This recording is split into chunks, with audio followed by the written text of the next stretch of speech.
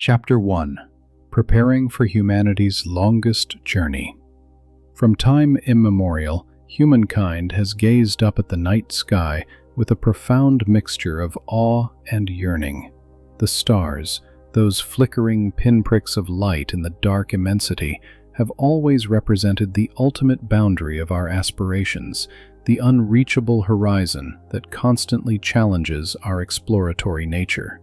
For millennia, we questioned what secrets these distant lights held, whether other worlds like our own existed, and whether life flourished under alien suns. Today, in this era of unprecedented astronomical discoveries, we know the answer. Yes, other worlds exist. And the closest one, the one that represents our best opportunity to turn the interstellar dream into reality, orbits a tiny crimson star called Proxima Centauri. Prepare yourself to embark on a journey that defies all human comprehension of time and distance, a 90,000-year voyage to our nearest stellar neighbor. Proxima Centauri is situated at a distance of 4.24 light-years from Earth, which is equivalent to approximately 40 trillion kilometers, 40 billion kilometers in the American scale, or 268,000 astronomical units. To truly put this figure into perspective, if you could travel at the speed of a commercial airliner, it would take you more than 5 million years to arrive. If you drove a car at a constant highway speed, the trip would consume nearly 50 million years. Even light, which travels at 299,792 kilometers per second, takes 4.24 years to cover this distance. It is the closest star to our Sun, our immediate cosmic neighbor in the vastness of interstellar space. If you enjoy calmly navigating the mysteries of the universe, this space is for you. I invite you to subscribe to the Deep Space Calm and continue exploring together. Accompany each new journey with tranquility and curiosity. And tell me, at the end, where in the world are you listening to us from, and what time is it there? This star is part of a triple star system known as Alpha Centauri. The other two components are Alpha Centauri A and Alpha Centauri B, two Sun-like stars that orbit each other at an average distance of 23 astronomical units, roughly the distance between the Sun and Uranus. Proxima Centauri, the smallest and faintest of the trio, orbits this stellar pair at a colossal distance of approximately 13,000 astronomical units, which equates to 0.21 light-years, or about 2 trillion kilometers. Its orbital period around the common center of mass is estimated to be around 550,000 years, meaning that since the last time Proxima Centauri occupied its current orbital position, humanity had not even evolved into a distinct species. Proxima Centauri is a red dwarf, classified as a spectral type M5.5 VE star. Its mass barely reaches 12.5% of the solar mass, which is equivalent to about 129 times the mass of Jupiter. In absolute terms, this represents approximately 2.446 multiplied by 10 to the power of 29 kilograms, a figure that challenges human comprehension, but in the stellar context, makes it one of the smallest stars capable of maintaining hydrogen fusion in its core. Its radius is equally modest, a mere 154,000 kilometers, which corresponds to 14.1% of the solar radius. If we were to place Proxima Centauri at the center of our solar system, its surface would not even reach the orbit of Mercury, which is located about 58 million kilometers from the Sun. The surface temperature of this star hovers around 3042 Kelvin, equivalent to about 2,769 degrees Celsius. This temperature, while sufficient to instantly vaporize any known material, is considerably lower than the 5,778 Kelvin of our Sun. This temperature difference explains why Proxima Centauri glows with a reddish luster instead of the characteristic bright yellow of the Sun. Most of its radiation is emitted in the infrared spectrum invisible to the human eye. Its total luminosity is barely 0.17% of the Sun's luminosity in the visible spectrum, although, if we consider all the electromagnetic radiation it emits, including infrared, it reaches approximately 1.5% of the Sun's luminosity. The estimated age of Proxima Centauri is 4.85 billion years, virtually the same as our Sun's, suggesting that both stars formed at approximately the same cosmic epoch. However, their futures will be radically different. While our Sun will exhaust its hydrogen fuel in about 5 billion more years, expanding into a red giant before collapsing into a white dwarf, Proxima Centauri will burn for trillions of years. Red dwarfs are the universe's longest-lived stars due to their slow rate of fuel consumption. According to current stellar models, Proxima Centauri will continue fusing hydrogen for at least 4 trillion more years, a figure nearly 1,000 times greater than the current age of the entire universe. This star presents fascinating characteristics that make it a priority object of study. It is a flare star, meaning it experiences sudden and dramatic increases in brightness due to intense magnetic eruptions on its surface. These flares can increase its luminosity by as much as a factor of 100 for brief periods, releasing enormous quantities of ultraviolet and X-ray radiation. In 2016, a particularly powerful flare was observed that boosted the star's brightness by 68% for only 10 seconds. Such events raise significant questions about the habitability of any planet orbiting in its habitable zone, as these radiation bursts could erode planetary atmospheres and hinder the development of complex life. The Proxima Centauri system harbors at least 3 confirmed planets, each with unique characteristics that challenge our understanding of planetary formation. The discovery of these worlds represents one of the most significant achievements of modern astronomy, not only because of their proximity to us, but also because of the implications they hold for our comprehension of planetary systems throughout the galaxy. Proxima Centauri b, discovered in August 2016 using the radial velocity method, is undoubtedly the most intriguing planet in the system. Its mass is estimated at approximately 1.07 times the mass of the Earth, making it a potentially rocky world similar in size to our planet. It orbits its star at a mere 0.0485 astronomical units, equivalent to about 7.5 million kilometers. This distance is approximately 20 times closer than the distance between the Earth and the Sun. To put this into context, if we traveled from Proxima Centauri b to its star at the speed of a commercial airliner, the journey would take only about 35 days. Despite this extreme proximity, Proxima Centauri b is located precisely within its star's habitable zone, the region where temperatures would potentially allow for the existence of liquid water on the planet's surface. This is possible because Proxima Centauri is a much cooler and dimmer star than the Sun, so the habitable zone is much closer in. The planet completes one orbit around its star in only 11.186 Earth days, meaning that a year on Proxima Centauri b lasts less than 2 Earth weeks.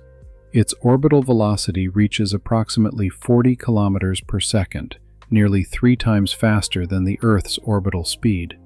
The estimated surface temperature of Proxima Centauri b, assuming it possesses no atmosphere, would be around negative 39 degrees Celsius at its equilibrium point.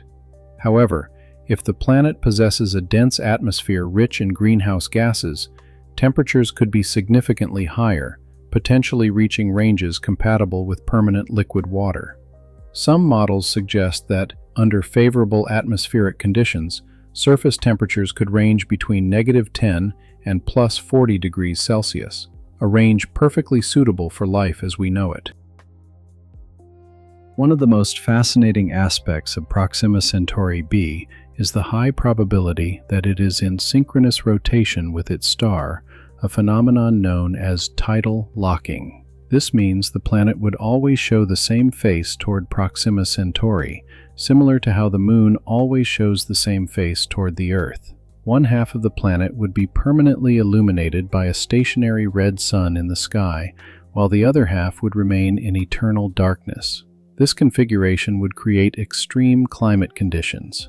The dayside hemisphere could reach scorching temperatures, while the nightside hemisphere would freeze in perpetual darkness. However, in the Terminator region, the dividing line between eternal day and night, temperatures could be moderate and potentially habitable. The question of whether Proxima Centauri b possesses an atmosphere remains one of the great mysteries.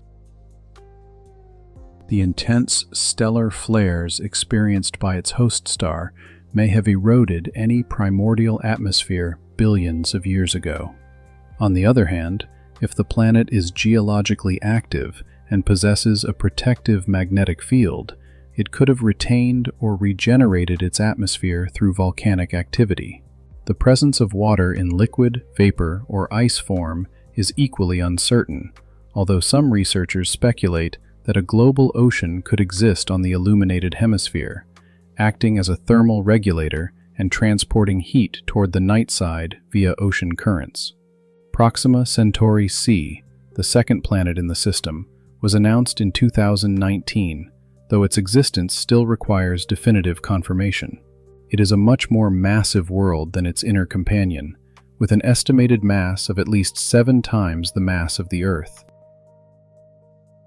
This mass places it in the category of super-Earths, or mini-Neptunes, intermediate worlds between terrestrial rocky planets and icy giants like Uranus. Its orbit is at a distance of 1.489 astronomical units from Proxima Centauri, roughly the distance between the Sun and the orbit of Mars in our solar system. The orbital period of Proxima Centauri c is 5.28 Earth years, which equates to 1,928 days. At this distance from its star, surface temperatures would be around -234 degrees Celsius, assuming it lacks significant internal heat sources. This extremely low temperature suggests that any water present on the planet would be completely frozen, possibly forming a thick ice layer that could cover a subsurface liquid ocean if the planet experiences heating from tidal forces or internal radioactive decay. Its high mass indicates that it likely retains a dense atmosphere, possibly dominated by hydrogen, helium, and volatile compounds such as methane, ammonia, and water vapor. The most recently discovered planet is Proxima Centauri d, announced in February 2022. With a mass of only 0.26 times the mass of the Earth, approximately 1/4 of our planet's mass, it is one of the lightest exoplanets ever detected. Its size would place it between Mars and Earth, making it a fascinating world from the perspective of planetary formation. It orbits extremely close to its star, at just 0.029 astronomical units, equivalent to a mere 4 million kilometers. This distance is approximately 10 times the distance between the Earth and the Moon, and about 8 times closer than the orbit of Mercury in our solar system. Proxima Centauri d completes one orbit in only 5.122 Earth days, meaning it experiences more than 71 years over the course of a single Earth year. At this proximity to the star, surface temperatures would be infernal, likely exceeding 300 degrees Celsius, far too hot even for liquid water.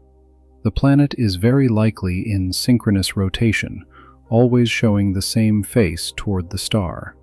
Its low mass suggests that it may have lost much of its primordial atmosphere due to the intense stellar radiation and the bombardment of particles from Proxima Centauri's stellar wind.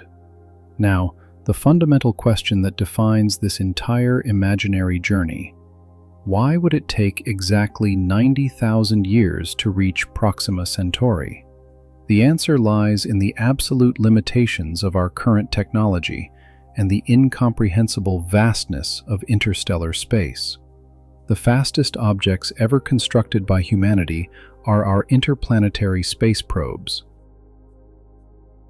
Voyager 1, launched in 1977 and currently the most distant human object from Earth, travels at a speed of approximately 17 kilometers per second relative to the Sun, equivalent to about 61,200 kilometers per hour.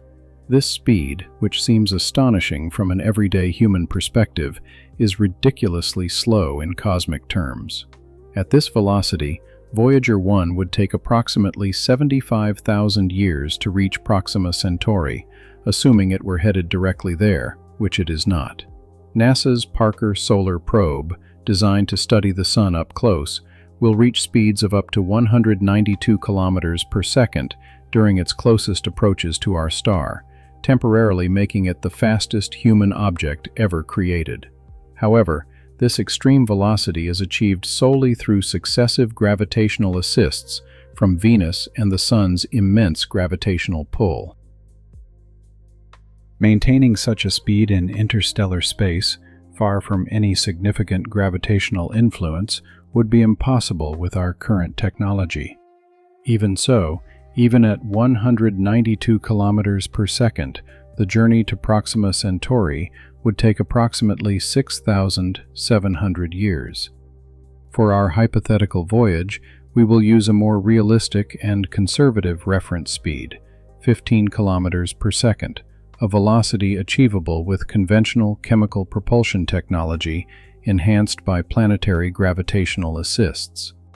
At this speed, which represents approximately 0.005% of the speed of light, covering the distance of 40 trillion kilometers to Proxima Centauri, would take exactly 84,450 years. Rounding up generously to include the phases of initial acceleration and final deceleration necessary to enter orbit around the destination system, we arrive at our figure of 90,000 years. 90,000 years is a duration of time that defies all human understanding. It is approximately 1,200 consecutive human lifespans. It is twice the time that has passed since the first modern humans migrated out of Africa. It is longer than the entire history of human civilization since the invention of agriculture. When our hypothetical journey began, the Earth would be populated by current humanity. When it ended, the descendants of those travelers would have experienced measurable evolutionary changes. Countless generations would be born, live, and die aboard the ship, knowing only the void of interstellar space. To them, Earth would be an ancient legend, a myth of an impossibly distant world under a yellow sun, while Proxima Centauri would be the promised destination, the promised land that only the final generations would see with their own eyes. This is the brutal reality of interstellar travel with conventional technology. It is important to understand that even the most optimistic proposals for advanced propulsion would not drastically reduce this time without fundamental technological revolutions. Ion thrusters, which provide continuous thrust by accelerating charged particles, could theoretically achieve higher speeds given sufficient acceleration time, but even the most advanced designs currently under development would only reach speeds of about 90 kilometers per second after years of continuous operation. This would reduce the travel time to only 14,000 years, still an eternity from any human perspective.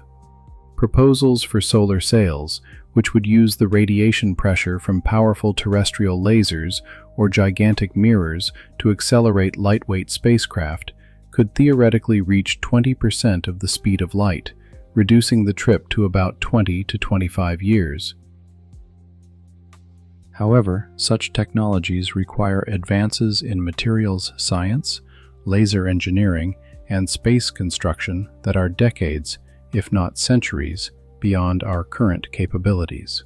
The Breakthrough Starshot proposal, a real project funded with $100 million, contemplates sending nanosons the size of a computer chip to Alpha Centauri in 20 to 30 years, but such minuscule devices could not transport humans or substantial scientific equipment. Nuclear propulsion, both fission and fusion, offers intermediate possibilities. Nuclear fission engines, using the energy released by splitting heavy atoms like uranium or plutonium, could achieve speeds of 50 to 100 kilometers per second, reducing the journey to 12,000 to 25,000 years. Nuclear fusion engines, which replicate the process that powers stars by fusing light atoms like hydrogen into helium, could theoretically achieve speeds of several hundred kilometers per second, or even 1 to 2% of the speed of light, reducing the trip to 200 to 400 years. However, controlled nuclear fusion for power generation remains an elusive technology, and its application for space propulsion faces even greater challenges. The most exotic concepts, such as antimatter drives that annihilate matter and antimatter to release pure energy, or warp drives that manipulate space-time itself, remain firmly in the realm of theoretical speculation and science fiction. Antimatter, though real and produced in infinitesimal quantities in particle accelerators, costs approximately $62.5 trillion per gram, according to NASA estimates, and storing it without coming into contact with ordinary matter presents monumental technological challenges. Warp drives, popularized by science fiction, would require exotic forms of matter with properties not yet observed in nature, and their physical viability remains highly questionable. Therefore, for our journey, we adhere to the reality of existing technology and its reasonable extrapolations. 90,000 years represents the most likely timeframe for a human-crewed voyage to Proxima Centauri, with technology achievable in the near future. It is a figure that forces us to confront the fundamental limitations of our condition as beings tied to a single planet orbiting an ordinary star in the suburbs of a common galaxy. And now, with this understanding of the goal we seek to reach and the incomprehensible time it would take to get there, we are ready to embark on our journey. Prepare to abandon all that is known and step into the cosmic abyss. Our destination awaits, on the other side of an eternity of darkness and void. Chapter 2. Exiting the Solar System. Years 1 to 1000. The moment of launch has arrived. Our vessel, equipped with the most advanced life support systems imaginable and designed to shelter generations of travelers, breaks free of Earth's orbit and ignites its main engines. The acceleration is gradual but utterly relentless, with every passing second moving us irrevocably away from the only home humanity has ever known. In the initial hours of the journey, Earth still dominates the viewing port. A brilliant blue sphere wrapped in white swirls of clouds, the continents clearly visible, the cities barely discernible as faint patches of light on the night side. It is beautiful beyond words, fragile and precious, suspended in the black immensity of space. During the first few days, Earth gradually diminishes in size. What began as a world filling the field of view transforms into a sphere the size of a basketball, then a tennis ball, and finally a marble. At a distance of 400,000 kilometers, roughly the distance to the Moon, Earth and our natural satellite appear as a binary system, two worlds bound by invisible gravitational ties. The Moon, that silent companion which has witnessed all of human history, glows with its characteristic silver-gray color, its craters and seas of solidified lava still discernible with magnifying optics. After a week of travel, having covered approximately 9 million kilometers, Earth has shrunk to a bright blue pinpoint of light, distinguishable from the stars only by its distinctive color and its slow, apparent movement against the stellar background. The Moon has become invisible to the naked eye, merged with the Earth into a single, luminous dot. This is the most challenging psychological moment for any crew, the instant when home ceases to be a world and becomes just another star, when the reality of separation becomes undeniable. Astronauts on the Apollo missions described a similar phenomenon during their trip to the Moon, a feeling of profound isolation upon seeing Earth as a small, vulnerable sphere. Our travelers would experience this sensation amplified infinitely, knowing they will never return. The first significant object we encounter on our journey is Mars, the red planet that has fascinated humanity for millennia. Depending on the timing of the launch and planetary alignments, Mars could be anywhere in its orbit around the Sun. In the best-case scenario, with a carefully planned trajectory, we would pass relatively close to the planet approximately between years 1 and 3 of the voyage, when we would have traveled between 100 million and 300 million kilometers from Earth. Mars, viewed from our passing vessel, would appear as an orange-red disk, significantly smaller than how we view it from Earth through telescopes due to our greater distance. Its diameter of 6,779 kilometers, about half the Earth's diameter, makes it a modest world compared to our natal planet. Its characteristic color comes from iron oxide, essentially rust, which covers much of its desert surface. With advanced observation instruments, we might discern surface features, the gigantic Olympus Mons, an extinct volcano with a height of 21 kilometers, nearly 3 times the height of Mount Everest; Valles Marineris, a canyon system that stretches for more than 4,000 kilometers and reaches depths of up to 7 kilometers; and the polar ice caps of water ice and frozen carbon dioxide. The Martian atmosphere, extremely tenuous compared to Earth's, with a surface pressure barely 0.6% of Earth's sea level pressure, would be practically invisible from our distance. This atmosphere, composed primarily of carbon dioxide with traces of nitrogen and argon, occasionally generates dust storms that can shroud the entire planet for weeks or months. If we were fortunate enough to witness one of these global storms, Mars would appear as a uniformly orange disk, all its surface details obscured by the suspended dust. Mars orbits the Sun at an average distance of 228 million kilometers, completing an orbit in 687 Earth days. Its surface temperature varies dramatically, from negative 140 degrees Celsius at the poles during winter to about 20 degrees Celsius at the equator during the Martian summer. It is a world of extremes: arid deserts, impact craters dating back billions of years, and dry riverbeds that testify to a potentially warmer, wetter past. The robotic missions exploring it search for signs of past or present life, making Mars one of the most important targets of human space exploration. Beyond Mars, between approximately 2.2 and 3.3 astronomical units from the Sun, we would encounter the asteroid belt, a region of the solar system populated by millions of rocky and metallic objects, remnants of planetary formation that never coalesced into a planet due to the gravitational perturbations of Jupiter. Crossing the asteroid belt would take several years of our journey, approximately between years 3 and 8, covering a distance of more than 150 million kilometers through this region.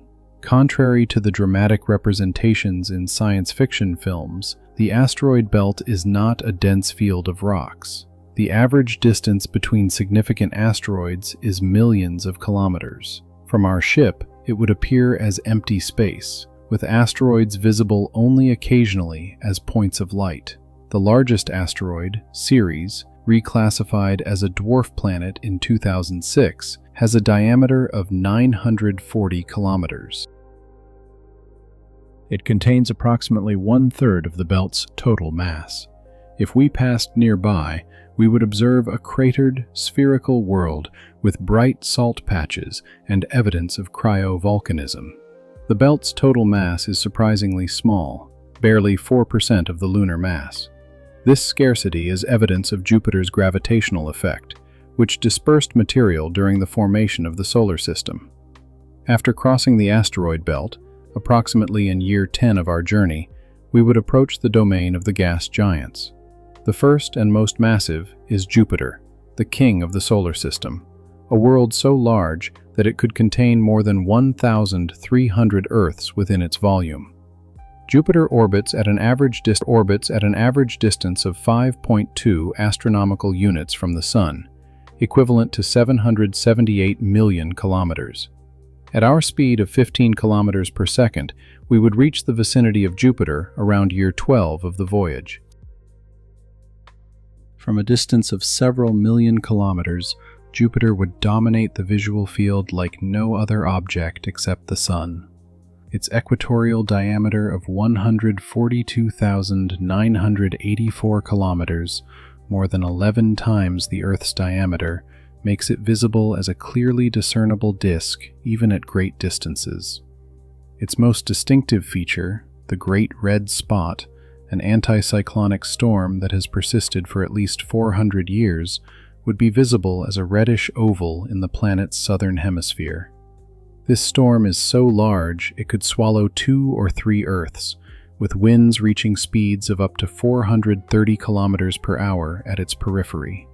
Jupiter's atmosphere, composed primarily of hydrogen and helium, with traces of methane, ammonia, water vapor, and other compounds, exhibits a pattern of alternating bands of varied colors, bright zones where gases rise and cool, and dark belts where gases sink and warm. These bands circulate around the planet at different speeds, generating turbulent vortices and storms at the boundary regions. Jupiter's extremely rapid rotation, with a day lasting only 9 hours and 55 minutes, causes a noticeable equatorial bulge and fuels these dynamic atmospheric patterns.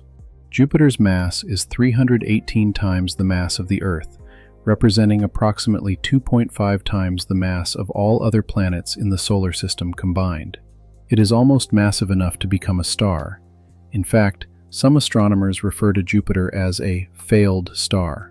If its mass were approximately 80 times greater, the pressure and temperature in its core would be sufficient to initiate hydrogen nuclear fusion, transforming it into a red dwarf similar to Proxima Centauri.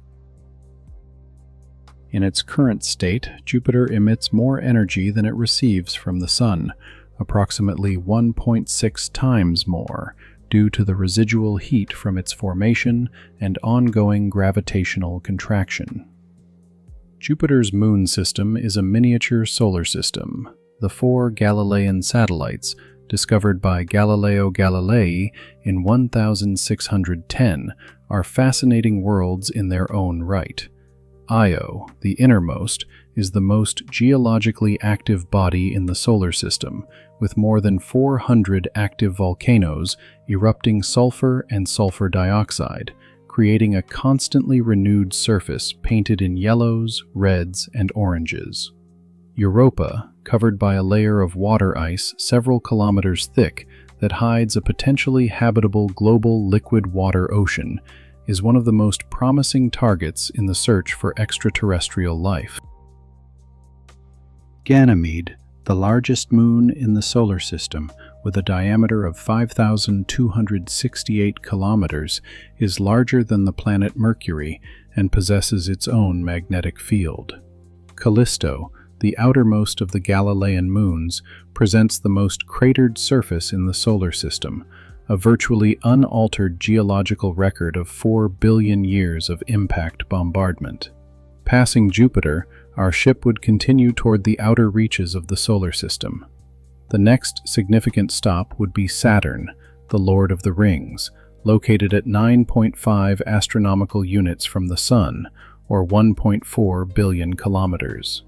We would reach the vicinity of Saturn approximately in year 20 of our journey, having already covered more than 9 billion kilometers from Earth.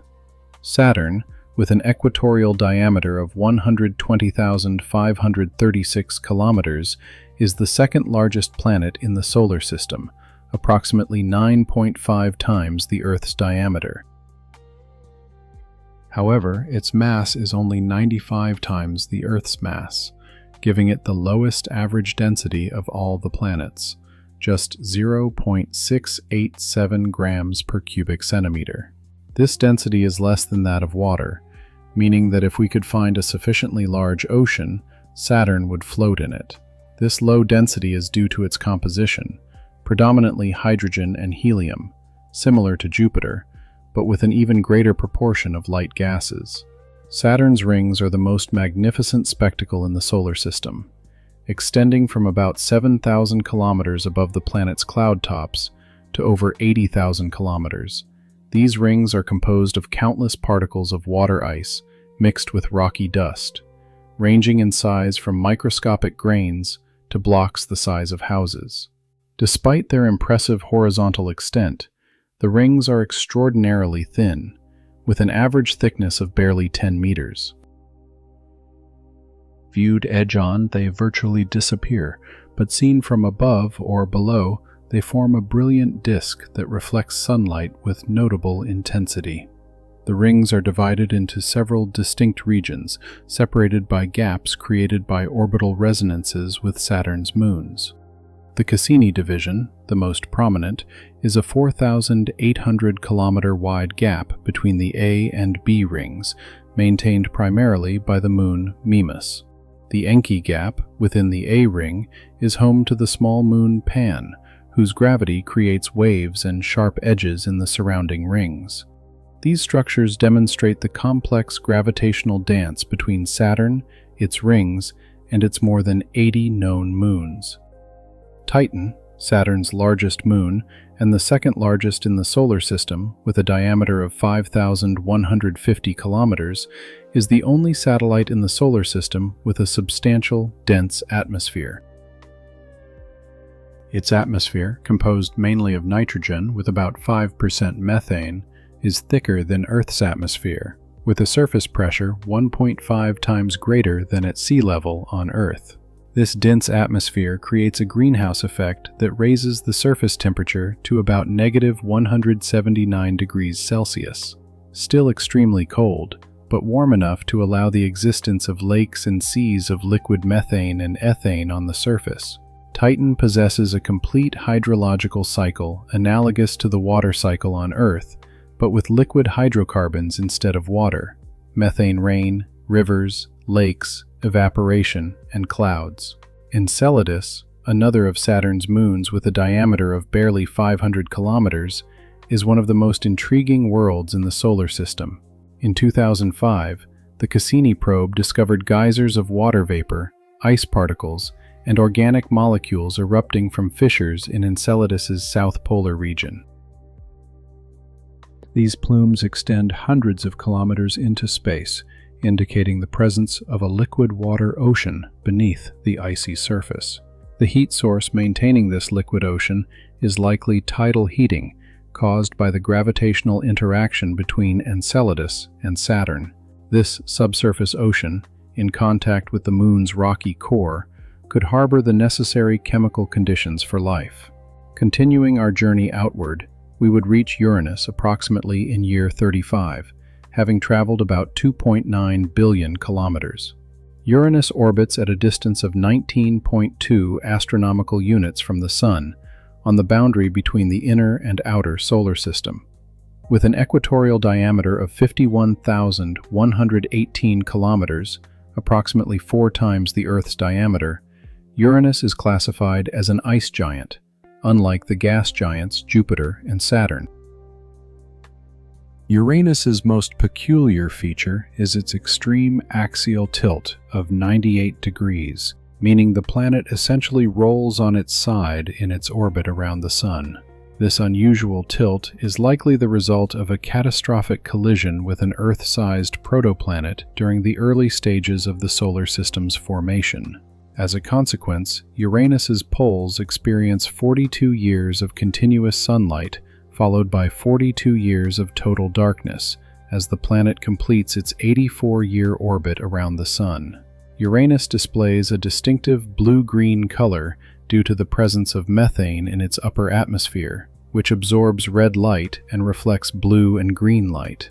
Its atmosphere, composed mainly of hydrogen and helium with approximately 2% methane, is the coldest of any planet in the solar system, with temperatures in the upper atmosphere reaching -224 degrees Celsius. Curiously, Uranus emits very little internal heat compared to the other giants, barely 1.1 times the energy it receives from the Sun, much less than Jupiter's factor of 1.6 or Saturn's 2.0. This difference suggests that Uranus lost a significant portion of its primordial heat, possibly due to the same collision that tilted its axis. Uranus's ring system, discovered in 1977, is much fainter than Saturn's.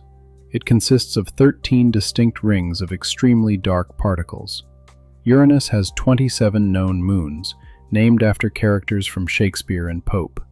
Miranda, at 472 kilometers in diameter, exhibits a chaotic surface with cliffs up to 20 kilometers high, suggesting it was destroyed by an impact and subsequently reassembled.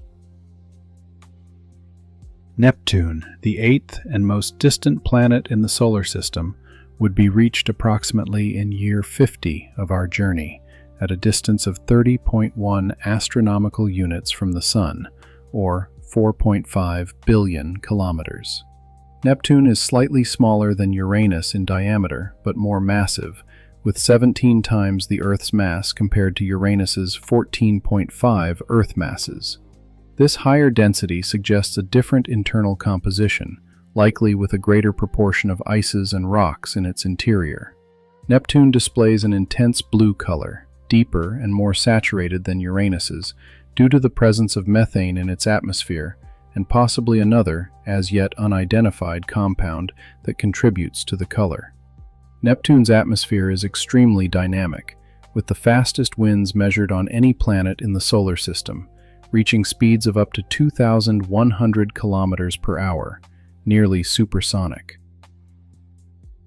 These extraordinary speeds are particularly surprising considering that Neptune receives barely 1/1000th of the solar energy that reaches Earth. When Voyager 2 flew past Neptune in 1989, the only spacecraft to have visited it, it observed a prominent atmospheric feature dubbed the Great Dark Spot, an Earth-sized anticyclonic system similar to Jupiter's Great Red Spot.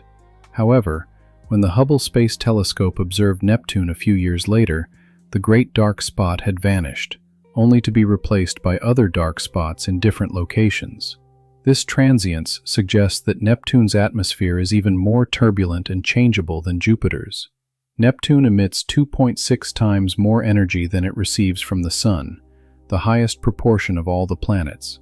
This enormous internal heat production, whose origin is not fully understood, likely powers the planet's extreme winds and dynamic atmospheric activity.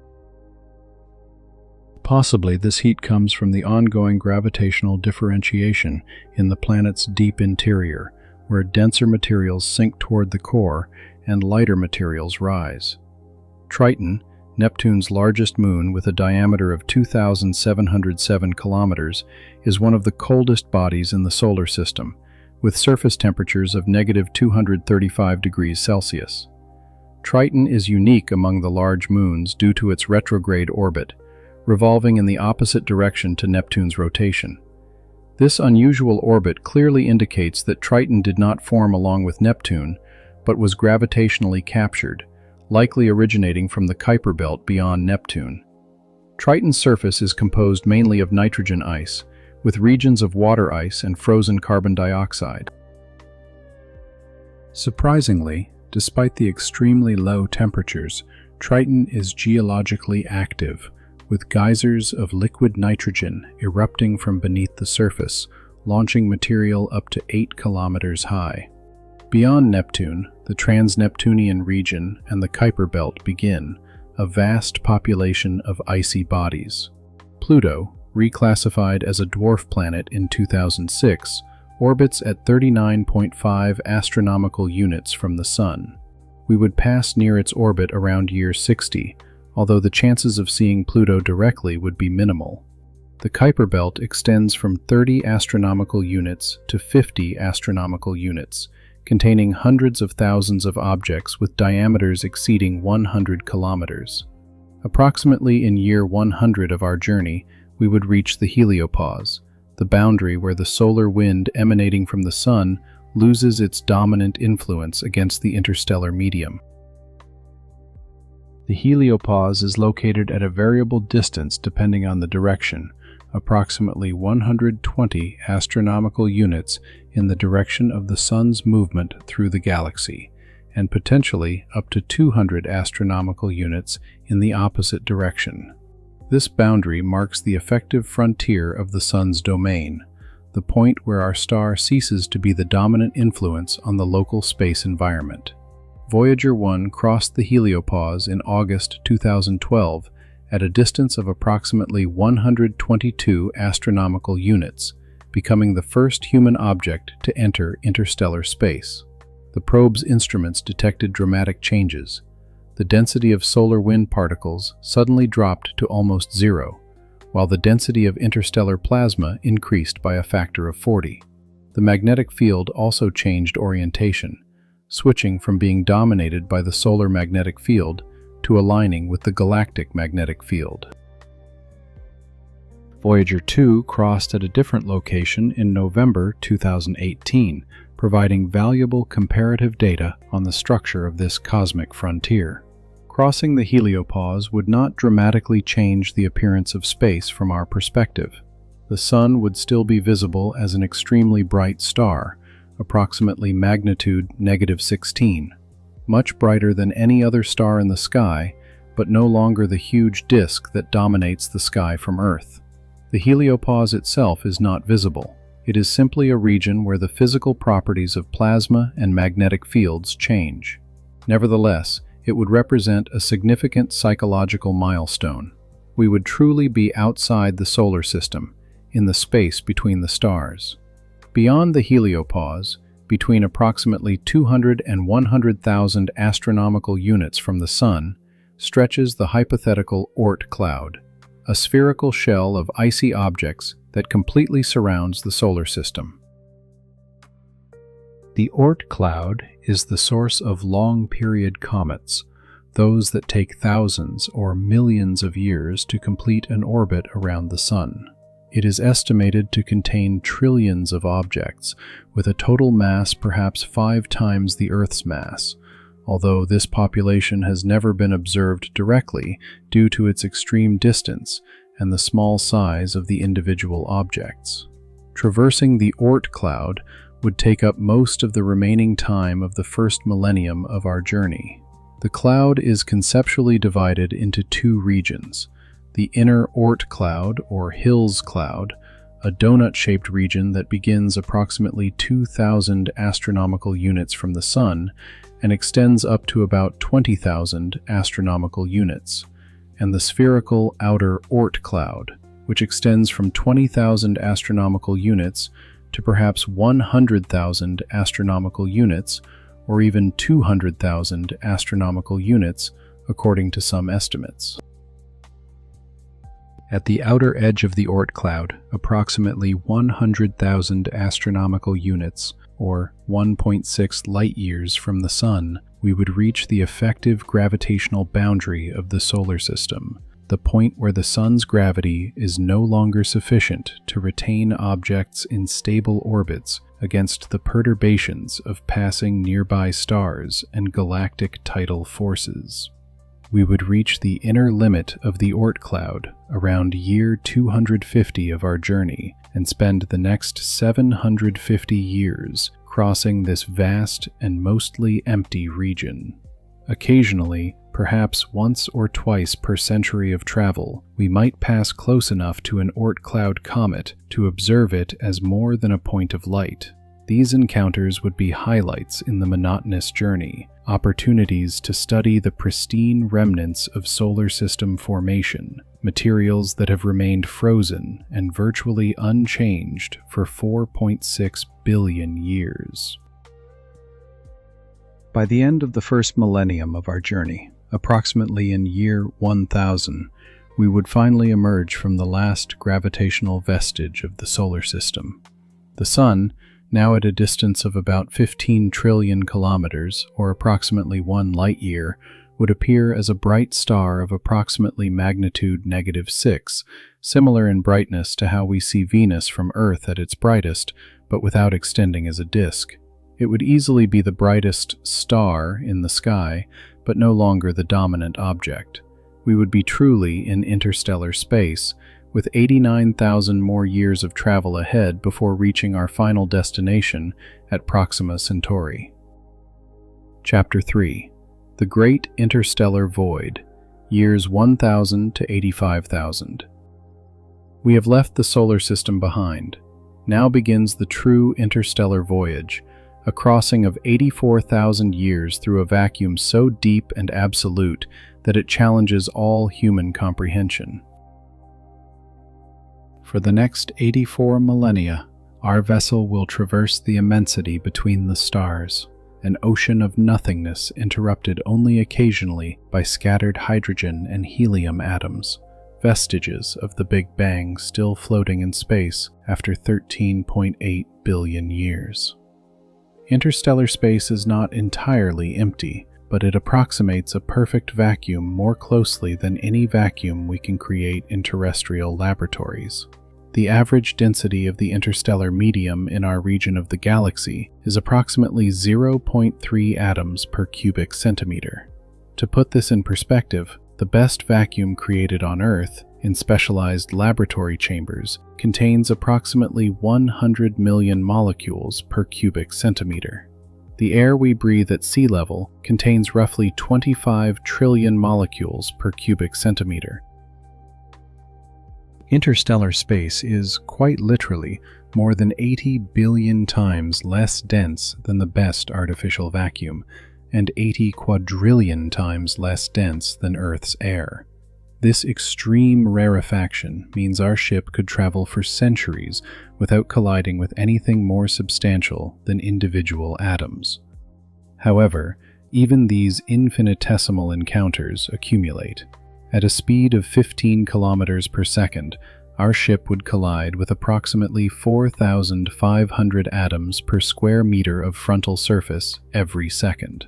Over the course of a year, this would amount to roughly 140 billion atoms per square meter. Although this sounds like a large number, this quantity represents only a few nanograms of material, completely insignificant for a massive starship. The temperature of interstellar space is approximately 2.7 Kelvin, equivalent to negative 270.45 degrees Celsius.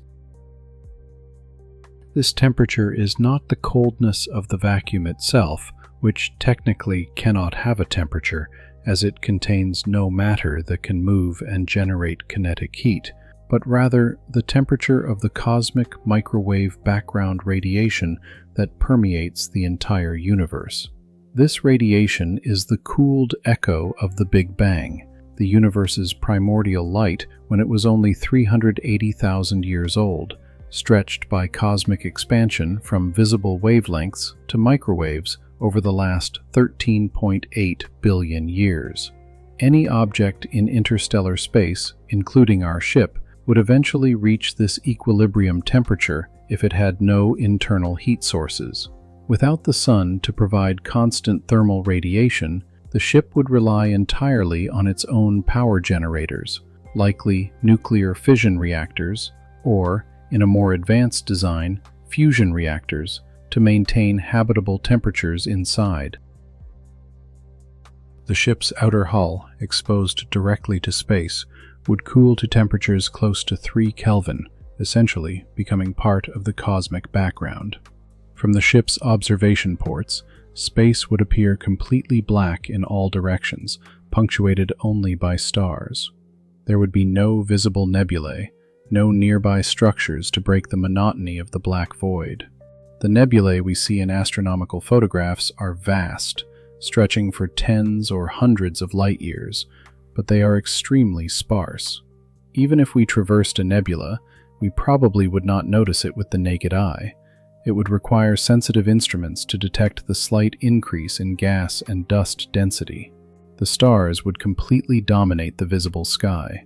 From our position in interstellar space, we would see thousands of individual stars visible to the naked eye, not different in number from the terrestrial night sky in a location far from light pollution. However, their distribution and apparent brightness would gradually change as we advanced. The Sun, our former host star, would remain visible for most of the journey, although its brightness would constantly diminish with distance.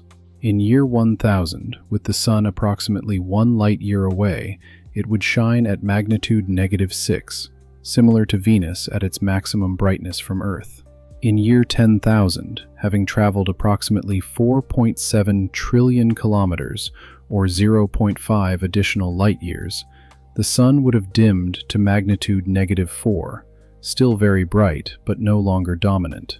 In year 20,000, halfway to Proxima Centauri, the Sun and Proxima Centauri would have approximately the same apparent brightness, both visible as prominent but unremarkable stars, each about 2.12 light-years away from our position. This halfway point of the journey, year 45,000, represents a profound psychological milestone. We would be exactly 2.12 light-years from the Sun and 2.12 light-years from Proxima Centauri, equidistant between our origin and our destination. Neither star would dominate the sky. We would look back and see the Sun as a yellow star of approximately magnitude -3, similar in brightness to how we see Jupiter from Earth. We would look forward and see Proxima Centauri, also at magnitude -3, indistinguishable from the Sun in brightness but different in color, a faint reddish hue compared to the solar yellow. The constellations that humanity has known for millennia would slowly change shape. This change is the result of the proper motion of the stars, the displacement of each star through galactic space. Although stars appear fixed from the terrestrial perspective due to their immense distances, all are in motion, orbiting the center of the Milky Way at speeds of hundreds of kilometers per second. From the perspective of our moving ship, these changes would accelerate dramatically. The Big Dipper, for instance, a constellation that has maintained its characteristic shape throughout recorded human history, would begin to noticeably distort after about 20,000 years of travel. The 7 stars forming the Dipper, or Plough asterism, are not gravitationally bound to one another. They simply appear close in the sky from the terrestrial perspective. They are at very different distances from Earth, from 78 light-years for Alioth to 124 light-years for Dubhe, and they move in different directions. Seen from our new vantage point in interstellar space, and considering the proper motion of each star over tens of thousands of years, the familiar configuration would gradually disintegrate. Orion, the celestial hunter visible from both terrestrial hemispheres, would undergo a similar transformation. Betelgeuse and Rigel, the 2 brightest stars in the constellation, are at distances of approximately 550 and 860 light-years, respectively. The 3 stars of Orion's belt, Alnitak, Alnilam, and Mintaka, are between 800 and 1,300 light-years away. From our ship, the perspective would shift dramatically. The stars that appear aligned from Earth would be revealed in their true 3-dimensional distribution, scattered across hundreds of light-years of spatial depth. In year 40,000, approximately 1.9 light-years from the Sun, the constellations would be unrecognizable compared to their appearance from Earth. The stars closest to the Sun would have shifted significantly in apparent position due to our altered perspective, while distant stars would remain approximately in their relative positions. An observer looking back toward the Sun would see a completely new constellation, with the Sun as one of the brightest stars, surrounded by other nearby stars in the solar system that we rarely consider from Earth because they are not particularly bright. Alpha Centauri A and B, Proxima Centauri's 2 companion stars, would become increasingly prominent as we approached. These 2 stars, similar to the Sun in spectral type, but slightly different in mass and luminosity, form a notable binary system. Alpha Centauri A is slightly more massive and luminous than the Sun, with 1.1 solar masses and 1.5 times the solar luminosity. Alpha Centauri b is slightly less massive, with 0.9 solar masses and approximately 0.5 times the Sun's luminosity.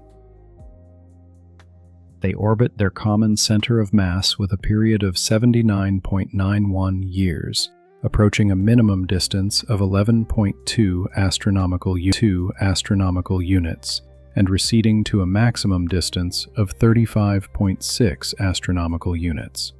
In year 70,000 of the journey, with only 20,000 years remaining, Proxima Centauri would begin to stand out clearly as our destination star.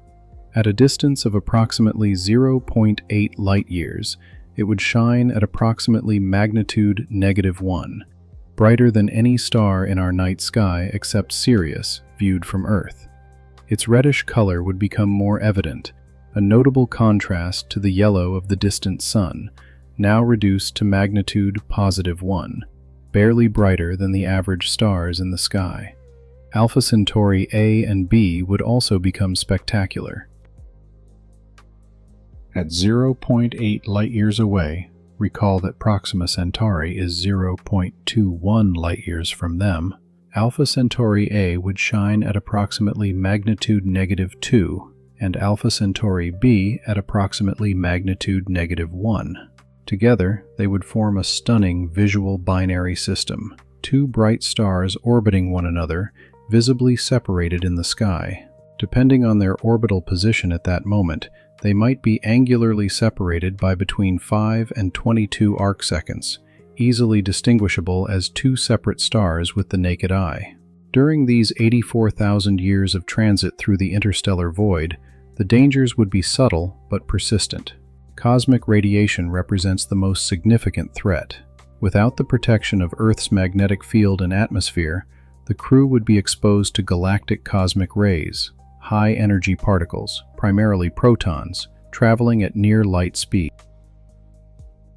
These cosmic rays are accelerated by supernovae and other energetic events throughout the galaxy, constantly bombarding interstellar space. The radiation dose in interstellar space is estimated at approximately 0.6 to 1.0 sieverts per year, depending on solar activity and position in the galaxy. For comparison, a nuclear plant worker on Earth is limited to a maximum dose of 0.05 sieverts per year. The acute lethal dose that kills 50% of those exposed within 30 days is approximately 4 sieverts. A cumulative dose of 1 sievert increases the risk of cancer by approximately 5.5%. Without adequate shielding, a space crew would receive lethal doses in a matter of years. Protection against this radiation would require massive shielding. Water is one of the best shielding materials, as hydrogen is particularly effective at stopping high-energy protons. A 5-meter thickness of water shielding would reduce the radiation dose to acceptable levels for long-term human habitation.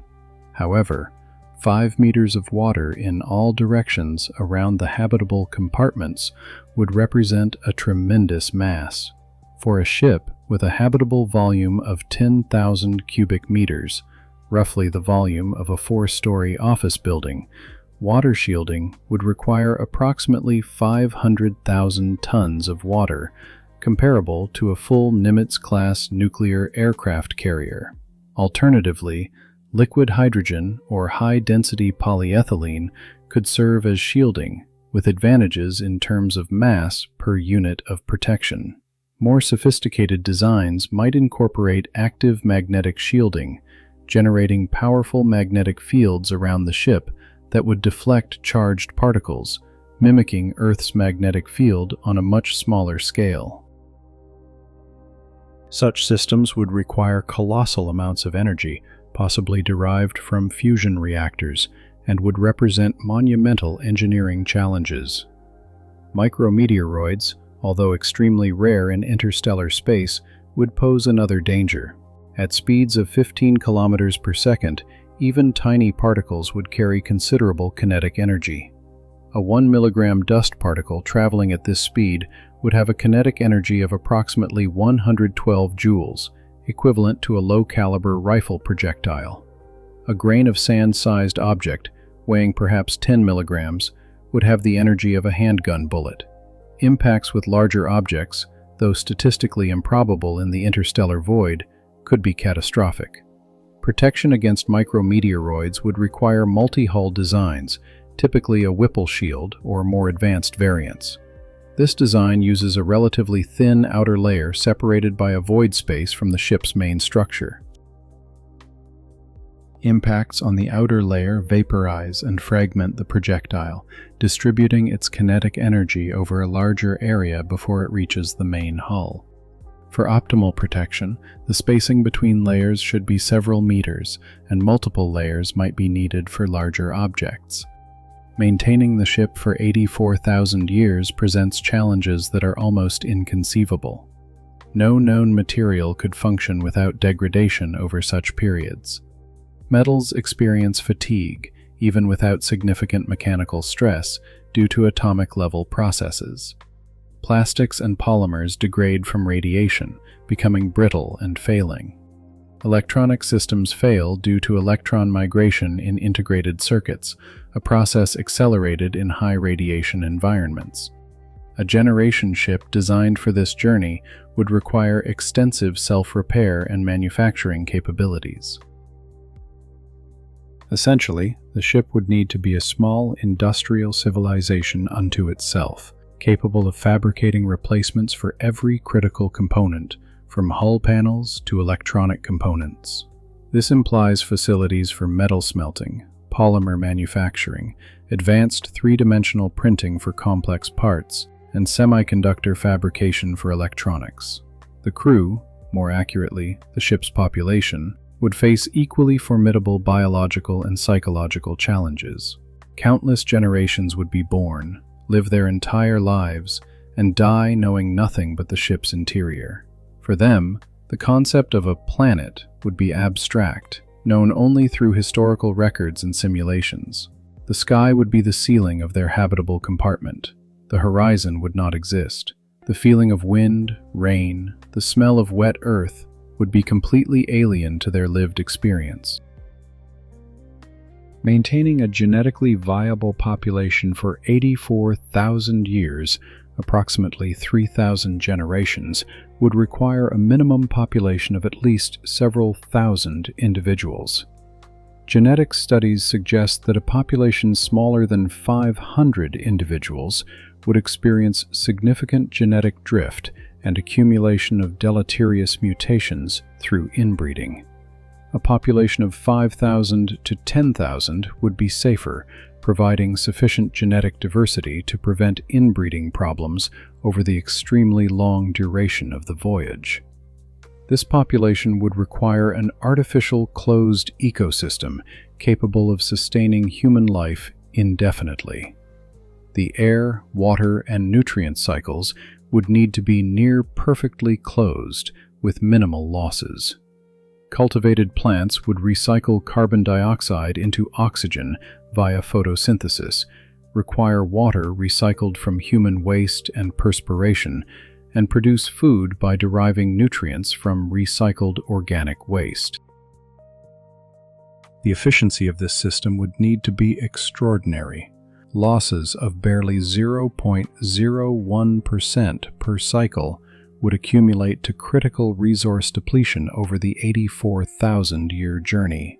The energy to maintain this closed ecosystem, provide lighting for crops, maintain temperature and humidity, and power all the ship's systems would come from nuclear reactors. Fission reactors, using uranium-235 or plutonium-239, could provide reliable power for decades before requiring refueling. However, 84,000 years exceeds any reasonable lifespan of fission reactors by orders of magnitude. The ship would need to carry vast reserves of nuclear fuel, or, preferably, develop self-sustaining fusion reactors that could operate on deuterium, potentially collectible from the interstellar medium via Bussard collectors. theoretical devices that would use gigantic magnetic fields to channel interstellar hydrogen into the fusion reactors. Time itself would acquire new and strange meanings for the ship's population. By year 10,000 of the journey, approximately 350 generations after launch, Earth would be ancient history, as remote to them as ancient Sumer is to us.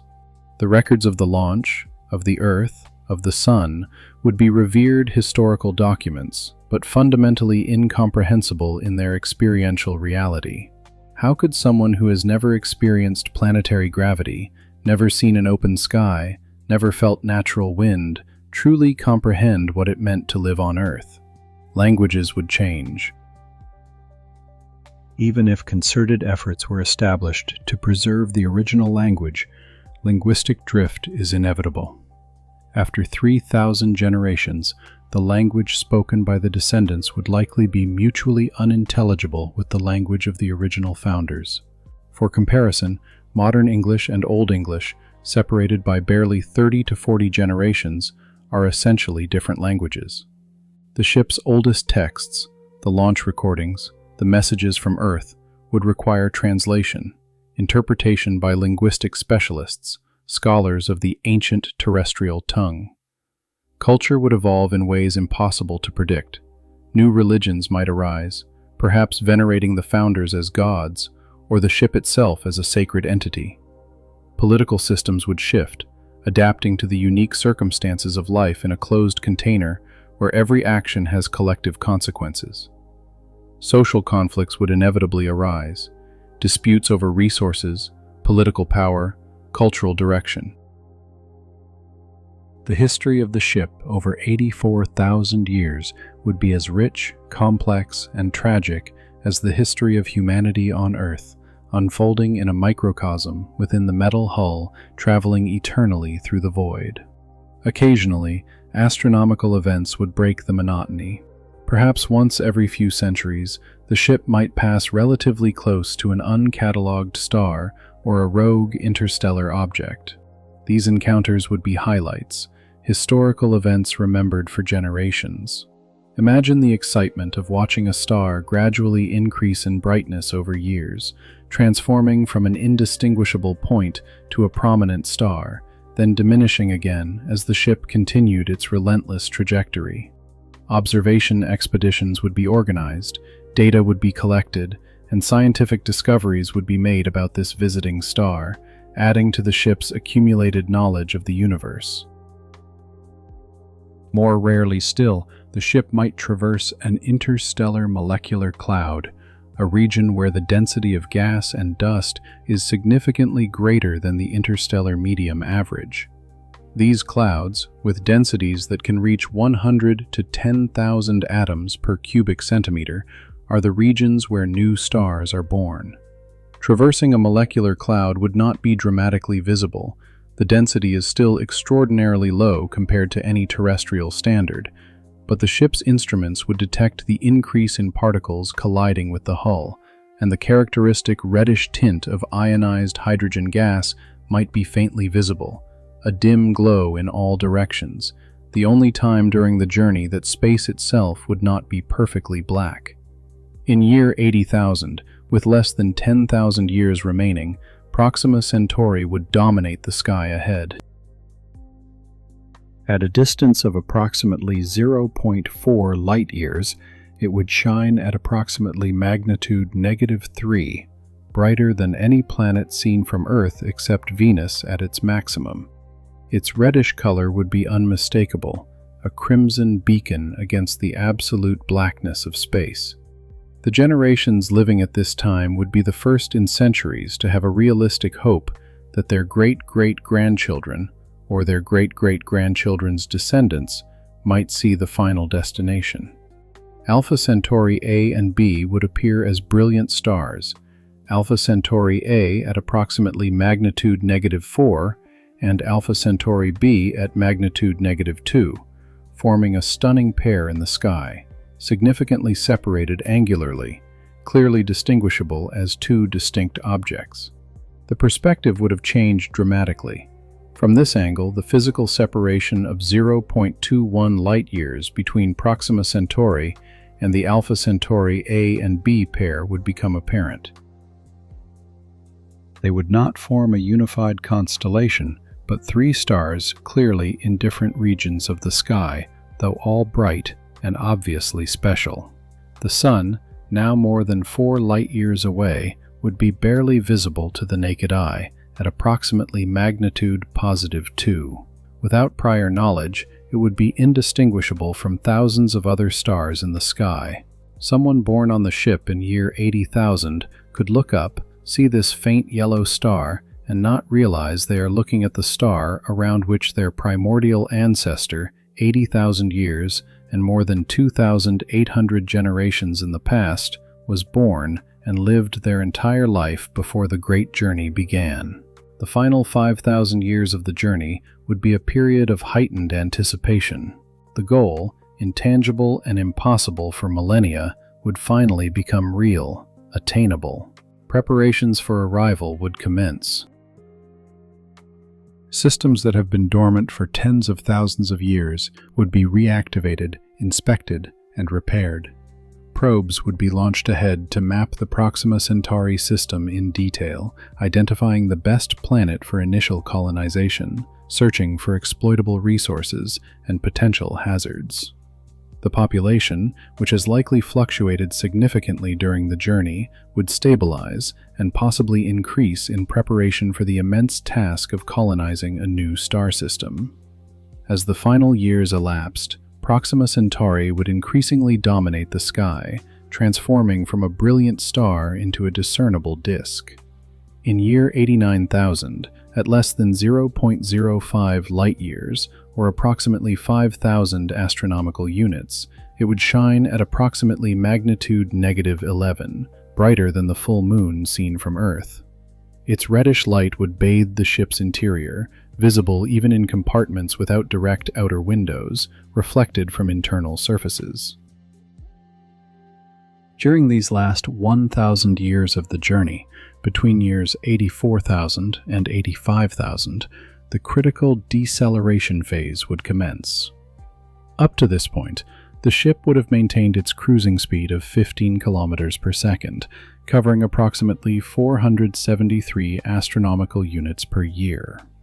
However, arriving at Proxima Centauri at this speed would be catastrophic. The ship would simply slingshot through the system in a matter of years, unable to enter orbit or deploy colonists. Deceleration is mandatory, and it represents one of the most formidable engineering challenges of the entire voyage.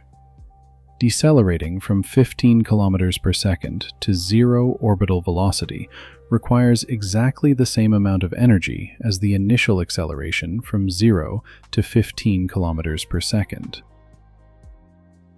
In terms of fundamental physics, the ship's kinetic energy is proportional to the square of its velocity, meaning that every kilometer per second of velocity change requires monumental quantities of energy for a massive ship. Assuming a ship mass of 100,000 tons, a conservative estimate for a generation ship, the kinetic energy at 15 kilometers per second is approximately 11.25 multiplied by 10 to the power of 15 joules, equivalent to the energy released by nearly 3 megatons of TNT. To provide this deceleration, the ship would need some form of extremely efficient propulsion. Conventional rocket engines are inadequate. The Tsiolkovsky rocket equation dictates that the required propellant mass increases exponentially with the desired velocity change.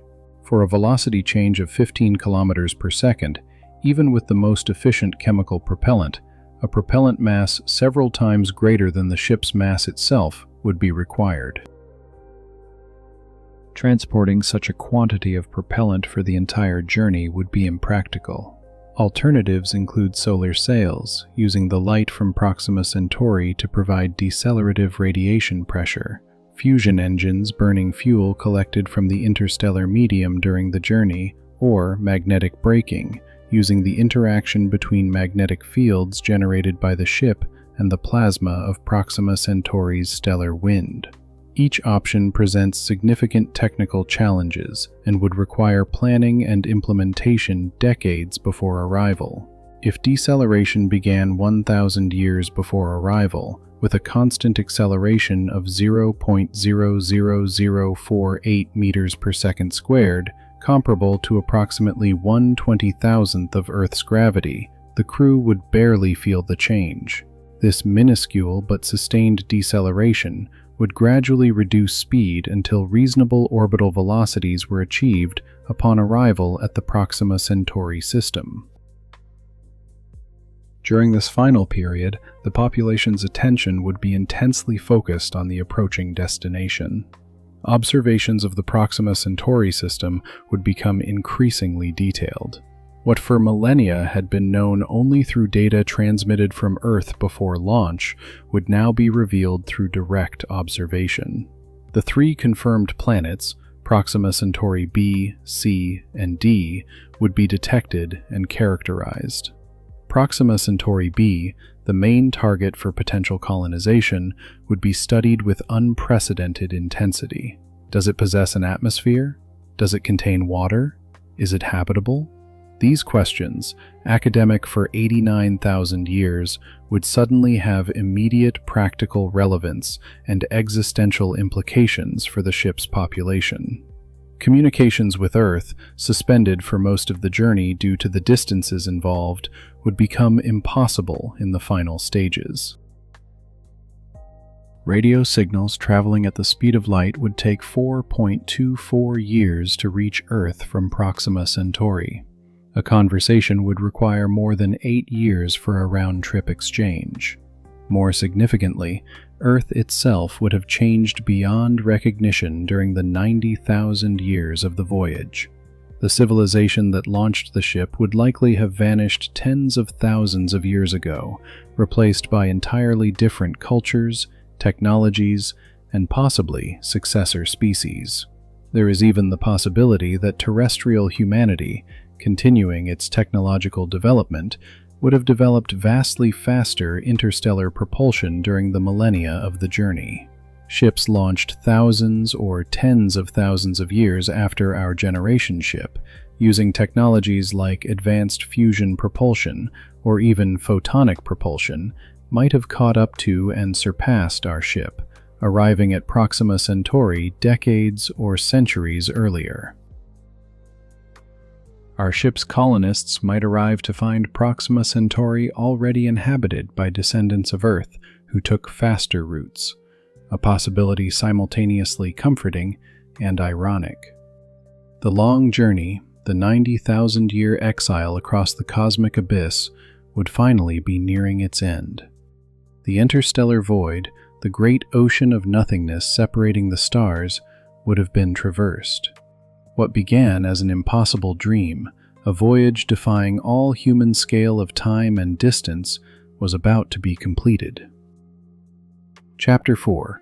Arrival at the Proxima Centauri system, years 85,000 to 90,000.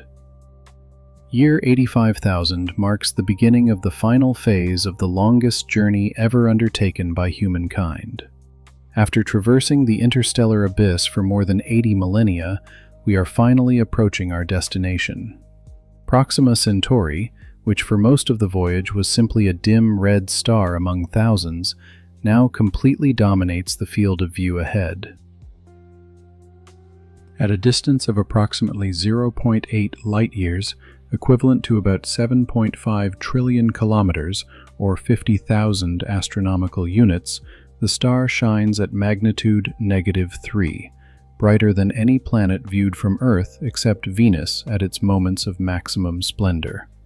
During these final 5,000 years, the transformation of the sky would be dramatic and accelerating compared to the glacial monotony of the preceding decades.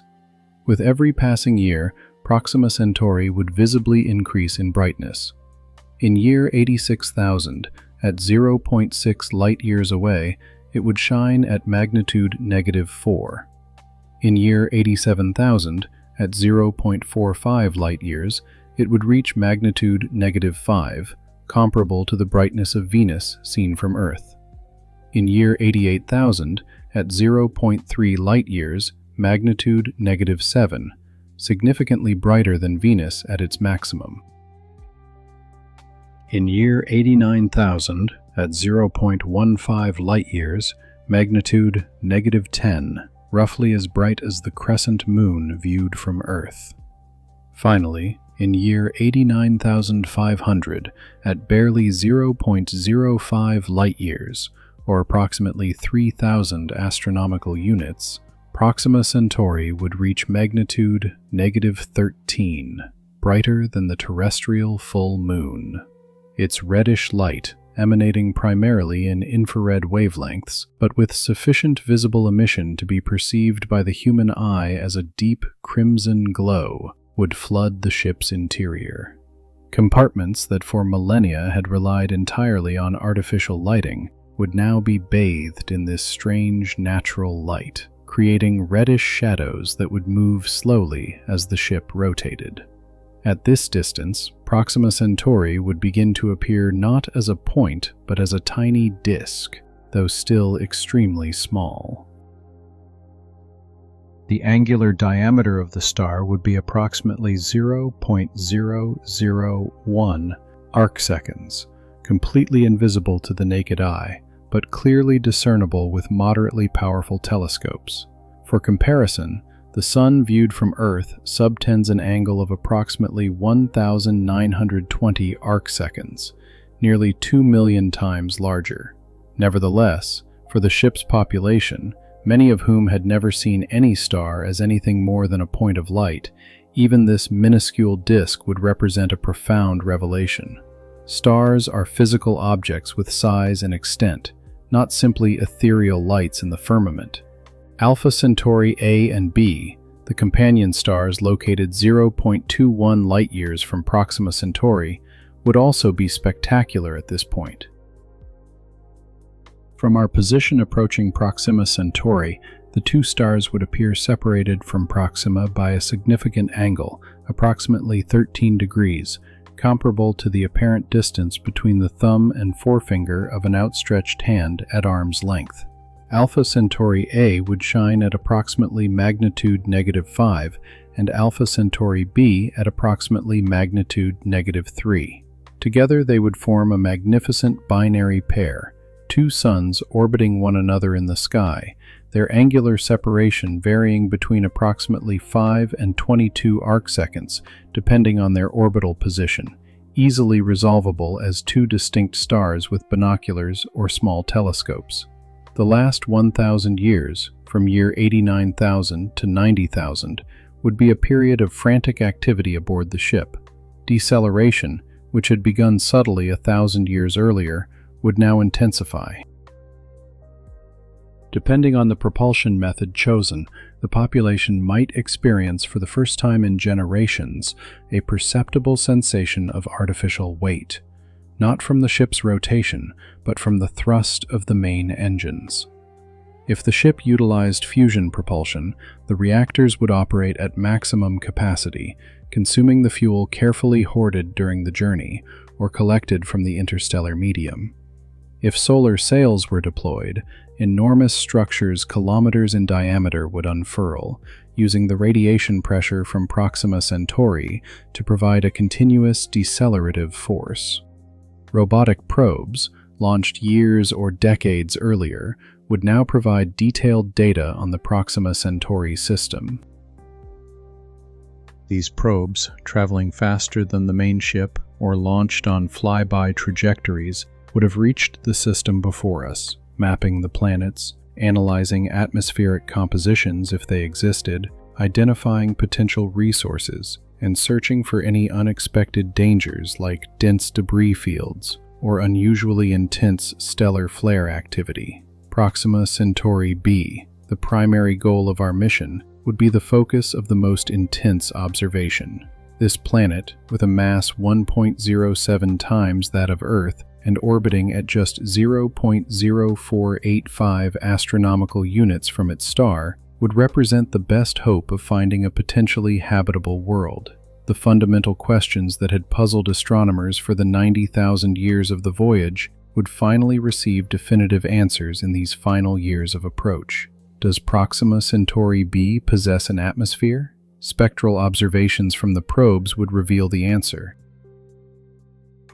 If an atmosphere exists, its composition would be analyzed via transit spectroscopy, observing how the light from Proxima Centauri filters through the planetary atmosphere when the planet passes in front of the star from our perspective.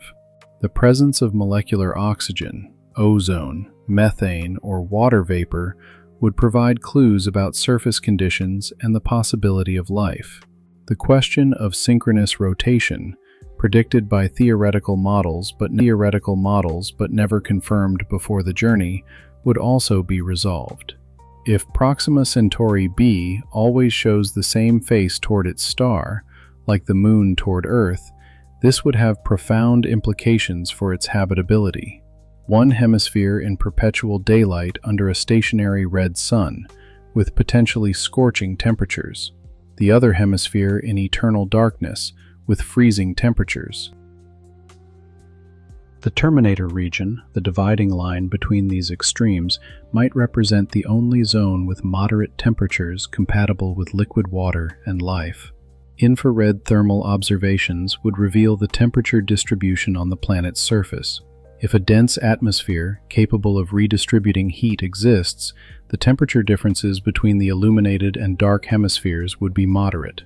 If the atmosphere is thin or non-existent, the contrasts would be extreme, with the dayside hemisphere potentially reaching several hundred degrees Celsius and the night side dropping to -200 degrees Celsius or less. The presence of water, critical for life as we know it, would be intensely sought. Liquid water could exist on the surface if the atmospheric and temperature conditions were appropriate. Alternatively, if the dayside hemisphere is too hot and the night side too cold, water might be confined to a narrow belt in the terminator region. In the most pessimistic scenario, water might exist only as vapor in the atmosphere or ice on the night side hemisphere, with no permanent liquid water on the surface. The flare activity of Proxima Centauri, observed for decades before arrival, would provide crucial information about radiation risks. Red dwarfs like Proxima Centauri are prone to intense flares that can increase their luminosity by factors of 10 or 100 for minutes or hours, releasing enormous amounts of ultraviolet and X-ray radiation.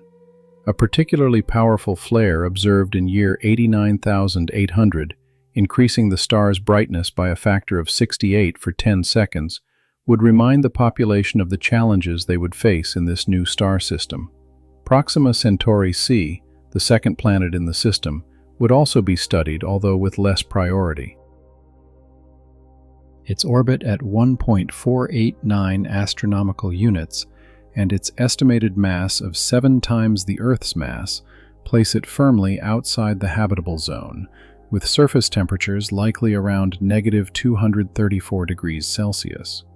However, as a scientific target, Proxima c is fascinating. Its mass puts it in the category of super-Earths, or mini-Neptunes, common types of planets in the galaxy, but absent in our solar system. Understanding its internal structure, atmospheric composition, if it retains one, and thermal evolution would provide valuable information on planetary formation. Proxima Centauri d, the innermost and smallest planet, would be the most difficult to study due to its proximity to the star and its small size. However, probes equipped with coronagraphs to block the stellar light could obtain direct observations. This tiny world, likely rocky and scorched by intense stellar radiation due to its extreme proximity, offers a unique opportunity to study the formation and evolution of planets in the innermost regions of star systems.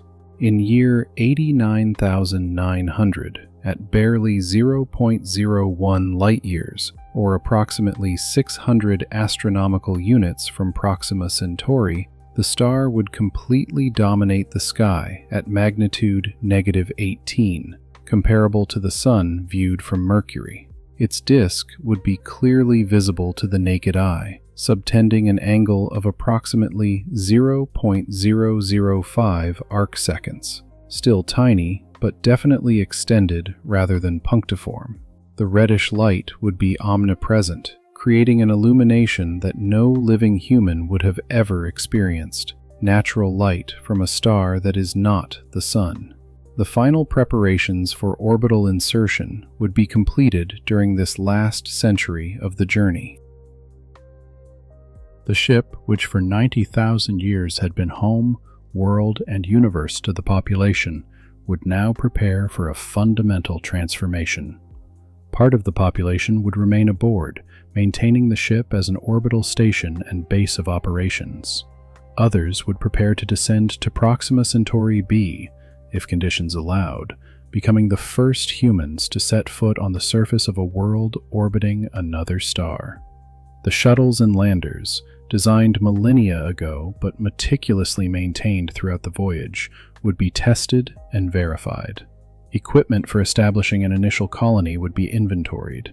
Power generators, resource processing facilities, pressurized habitats, agricultural equipment for greenhouses, mining and manufacturing tools. If Proxima Centauri b turned out to be fundamentally inhospitable, lacking a breathable atmosphere or having intolerable surface conditions, colonization would be more challenging, but not impossible. Sealed dome habitats, similar to proposals for Martian colonization conceived on Earth 90,000 years ago, would provide controlled habitable environments. In year 89,950, at 0.005 light-years, or approximately 300 astronomical units, Proxima Centauri would reach magnitude -20, brighter than the Sun viewed from Venus. The system's 3 planets would now be visible not only as spectral points in transit data, but as directly observable objects, their disks tiny but distinguishable with the ship's most powerful telescopes. Proxima b, the brightest due to its size and relative proximity, would appear as a moving pinpoint of light, completing an orbit around its star every 11.186 days. The moment of orbital insertion, precisely planned for years, would finally arrive in year 90,000 of the journey. The ship, having decelerated for 1,000 years from 15 kilometers per second to approximately 5 kilometers per second, a manageable speed for orbital maneuvers, would fire its main engines for the last time. The burn would last hours or days, depending on the available thrust, gradually reducing speed until orbital velocity was achieved around Proxima Centauri at a safe distance, perhaps 50 astronomical units, well outside the orbit of Proxima Centauri c, but close enough for effective operations. At this orbital distance, approximately the distance of Neptune from the Sun in our solar system, Proxima Centauri would subtend an angle of approximately 0.5 arcseconds, finally appearing as a minuscule but definitely extended disk to observers with exceptional vision, and clearly discernible with any optical aid. The star would shine at approximately magnitude -24, 10 times brighter than the Sun viewed from Earth. This light, predominantly red with emission peaks in the near-infrared, would create a strange illumination for any colonist accustomed only to the artificial light of the ship. The view from Proxima Centauri's orbit would be unique in human experience. Looking toward the star would reveal a crimson sun, significantly smaller in appearance than the Sun viewed from Earth, but notably brighter than any star in our night sky except the Sun itself. Its surface, if it could be observed with sufficient resolution, would show complex magnetic structures, regions of activity where magnetic field lines emerge from the photosphere, and occasionally bright flares erupting with sudden violence. Looking outward, away from Proxima Centauri, would reveal Alpha Centauri A and B as 2 bright but clearly distant stars, separated from us by 0.21 light-years, or approximately 13,000 astronomical units. Alpha Centauri A would shine at approximately magnitude -7, and Alpha Centauri b at magnitude -5, both significantly brighter than any planet viewed from Earth, but clearly distant stars rather than local suns. Their nature as a binary system would be obvious, the two stars visibly orbiting one another with a period of 79.91 years. Looking even farther, in the direction from which the ship came, the Sun would be visible as a star of approximately magnitude +2, indistinguishable from thousands of other stars except for its historical significance. For the generations who completed the journey, this distant yellow star would represent the ancestral home, the cradle of humanity, now irrevocably far away. Radio signals sent from Proxima Centauri would take 4.24 years to reach the Sun, and replies would take another 4.24 years to return, assuming anyone on Earth was still listening after 90,000 years. The planets of the Proxima Centauri system would now be accessible for direct exploration. Proxima b, the primary target, would require an orbital transfer from our initial position at 50 astronomical units to its orbit at 0.0485 astronomical units, a journey of months using conventional propulsion or weeks with more advanced systems. The first reconnaissance probes would descend through the atmosphere, if one exists, gathering data on pressure, temperature, composition, winds, and surface characteristics. If Proxima b turned out to be habitable, or at least tolerable with technological support, the first human reconnaissance teams would follow. Protected in spacesuits or pressurized vehicles, they would step onto the surface of this alien world, becoming the first humans to be physically present on a planet orbiting another star. The sky above them would display Proxima Centauri as a huge, crimson sun, occupying approximately 8 degrees of angular diameter, 16 times the apparent diameter of the Sun viewed from Earth. This sun would never move in the sky if the planet is tidally locked, remaining eternally fixed in the same position, creating an eternal day in one hemisphere and eternal night in the other. If the planet possesses a dense atmosphere, the sky might exhibit unique colors. On Earth, our sky is blue due to Rayleigh scattering, which disperses blue light more efficiently than red light. Under a red sun like Proxima Centauri, the sky might appear in very different hues, perhaps reddish-orange near the horizon, transforming into deep purple or even black at the zenith if the atmosphere is thin. If there are clouds, their composition and thickness would determine their appearance, possibly very different from the water clouds we know on Earth. The surface gravity of Proxima b, with 1.07 times Earth's mass and a radius likely comparable to Earth's, would be approximately equal to Earth's gravity, perhaps 1.05 times standard gravity. For colonists who have lived in artificial gravity generated by the ship's rotation or in microgravity for generations, this natural planetary gravity would be a profound experience. Finally, after 90,000 years in space, humanity would have reached another solid world, with real soil under their feet and a real sky over their heads. The construction of the first permanent colony would begin during the first years after arrival. Initially, this colony would be small, perhaps only a few dozen or 100 individuals, entirely dependent on supplies and support from the orbital ship. Over time, if local resources could be effectively exploited, the colony would grow, eventually reaching self-sufficiency. Water, if it exists in liquid or ice form, would be extracted and purified. The atmosphere, if breathable or processable, would provide air. Minerals would be mined for construction and manufacturing.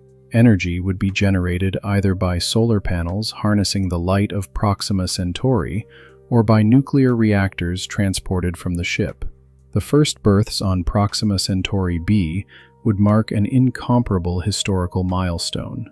These children would be the first humans born under the light of another star, the first whose homeworld is a planet orbiting Proxima Centauri rather than the Sun. For them, Earth would be just a story, a mythical place where their distant ancestors lived countless generations ago. Their night sky would display entirely different constellations, with the sun as an insignificant star among thousands. The 90,000-year journey would be over, but in a deeper sense, it would be just beginning. Humanity, after being confined to a single star system for its entire existence, would have finally taken the leap to the stars. Proxima Centauri, our nearest stellar neighbor, would have been reached. The dream that fueled the ship's launch 90,000 years ago, a dream kept alive through 3,000 generations during the voyage, would finally have been realized. The exploration of the system would continue for decades and centuries after the initial arrival. Proxima Centauri c, the ice giant orbiting at 1.489 astronomical units, would eventually receive exploratory missions. Although too cold for conventional colonization, this world might harbor valuable resources: massive reserves of frozen water, volatile compounds like methane and ammonia useful for industrial processes, and possibly a subsurface ocean kept liquid by tidal heating or radioactive decay, similar to the Moon's Europa or Enceladus in our solar system. Proxima d, the innermost and smallest world, would be scientifically fascinating but likely useless for colonization. Its extreme proximity to the star and surface temperatures likely exceeding 300 degrees Celsius would make it a natural laboratory for studying extreme environments and atmospheric evaporation processes due to stellar radiation. The lessons learned from Proxima d could inform our understanding of similar exoplanets detected around other stars in the galaxy. The Alpha Centauri A and B system, though 0.21 light-years away and thus requiring another interstellar journey of several thousand years with conventional propulsion, would eventually become a target for future expansion. These two stars, more similar to the Sun than Proxima Centauri and potentially harboring their own planetary systems, would offer additional opportunities for colonization. A civilization established at Proxima Centauri, with centuries or millennia to develop infrastructure and technology, could eventually launch missions to these companion stars, gradually expanding the human presence across the entire Alpha Centauri triple system. Communication with Earth, though delayed by 4.24 light-years of light travel distance, could eventually be re-established if terrestrial civilization still exists and maintains interstellar communication capability. Messages sent from Proxima Centauri in year 90,000 of the journey would reach Earth in year 90,004, according to the ship's calendar, informing any descendants of terrestrial humanity about the mission's success. Replies, if they came, would take another 4.24 years, creating conversations with delays of more than 8 years between question and answer. However, the probability that the civilization which launched the original ship still exists after 90,000 years is uncertain at best. Over a period of time equivalent to twice the entire history of human civilization since the invention of agriculture, empires would have risen and fallen countless times. Technologies would have advanced beyond recognition, and humanity itself might have evolved or transformed into something fundamentally different. The colonists of Proxima Centauri might find they are the only remaining humans in the known universe, the last representatives of the species that once dominated Earth. Alternatively, they might discover that Earth has evolved vastly superior interstellar propulsion technologies during the time of the journey, and that other nearby star systems have already been colonized by missions launched thousands or tens of thousands of years after our ship's departure. The encounter between these different waves of colonization, separated by millennia of technological and cultural development, would create complex and potentially conflicting situations. The colonists who suffered 90,000 years of travel with primitive technology might feel resentment toward terrestrial descendants who reached the same destination in decades or centuries using more advanced methods. The cultural and psychological identity of the Proxima Centauri colonists would be unique in human history. After 3,000 generations aboard the ship, their culture, language, values, and worldview would have diverged enormously from any terrestrial society, even if Earth still maintains recognizably human cultures. The colonists would be simultaneously the most isolated humans who have ever existed, separated from their origin by incomprehensible distances and times, and the supreme pioneers, the first to establish humanity permanently around another star.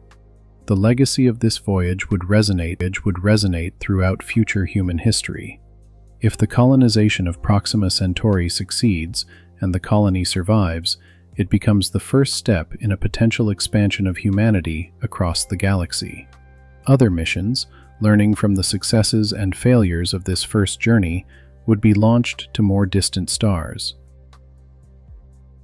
Gradually, over millions of years, humanity could disperse across hundreds, thousands, or eventually millions of star systems, each developing their own unique cultures but sharing a common terrestrial origin. The 90,000 years of travel, which seemed like an eternity to every generation that experienced it, would be seen in historical retrospect as the crucial first step, the moment when humanity ceased to be a species confined to a single star system and began its transformation into a truly interstellar civilization. Future generations would remember this voyage with awe and reverence, just as we recall the first human migrations out of Africa 70,000 years ago, or the first steps on the moon, but magnified 1,000-fold in scale and significance. The night sky viewed from Proxima Centauri b would tell its own story. The constellations would be entirely different, reconfigured by the altered perspective of 4.24 light-years of displacement from Earth. The Sun, now barely visible as a star of magnitude +2, would be hardly noticeable among the thousands of visible stars. Children born on Proxima Centauri b would learn to identify constellations that have never been seen from Earth, star patterns unique to their new home. The Big Dipper, Orion, the Southern Cross, all familiar terrestrial constellations would be unrecognizable or completely absent, replaced by entirely new patterns that would gradually acquire their own names and mythologies in the colonists' culture. Looking toward the future from this first moment of arrival, the possibilities are infinite and terrifying in their scope. Humanity has demonstrated that interstellar travel, though incredibly difficult and requiring time commitments that defy comprehension, is possible. Proxima Centauri is only the beginning. Beyond lie billions of stars in our galaxy, many with their own planets, some potentially habitable.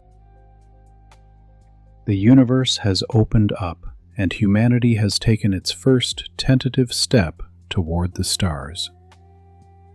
Chapter 5. Final Reflections. Is this journey worth it?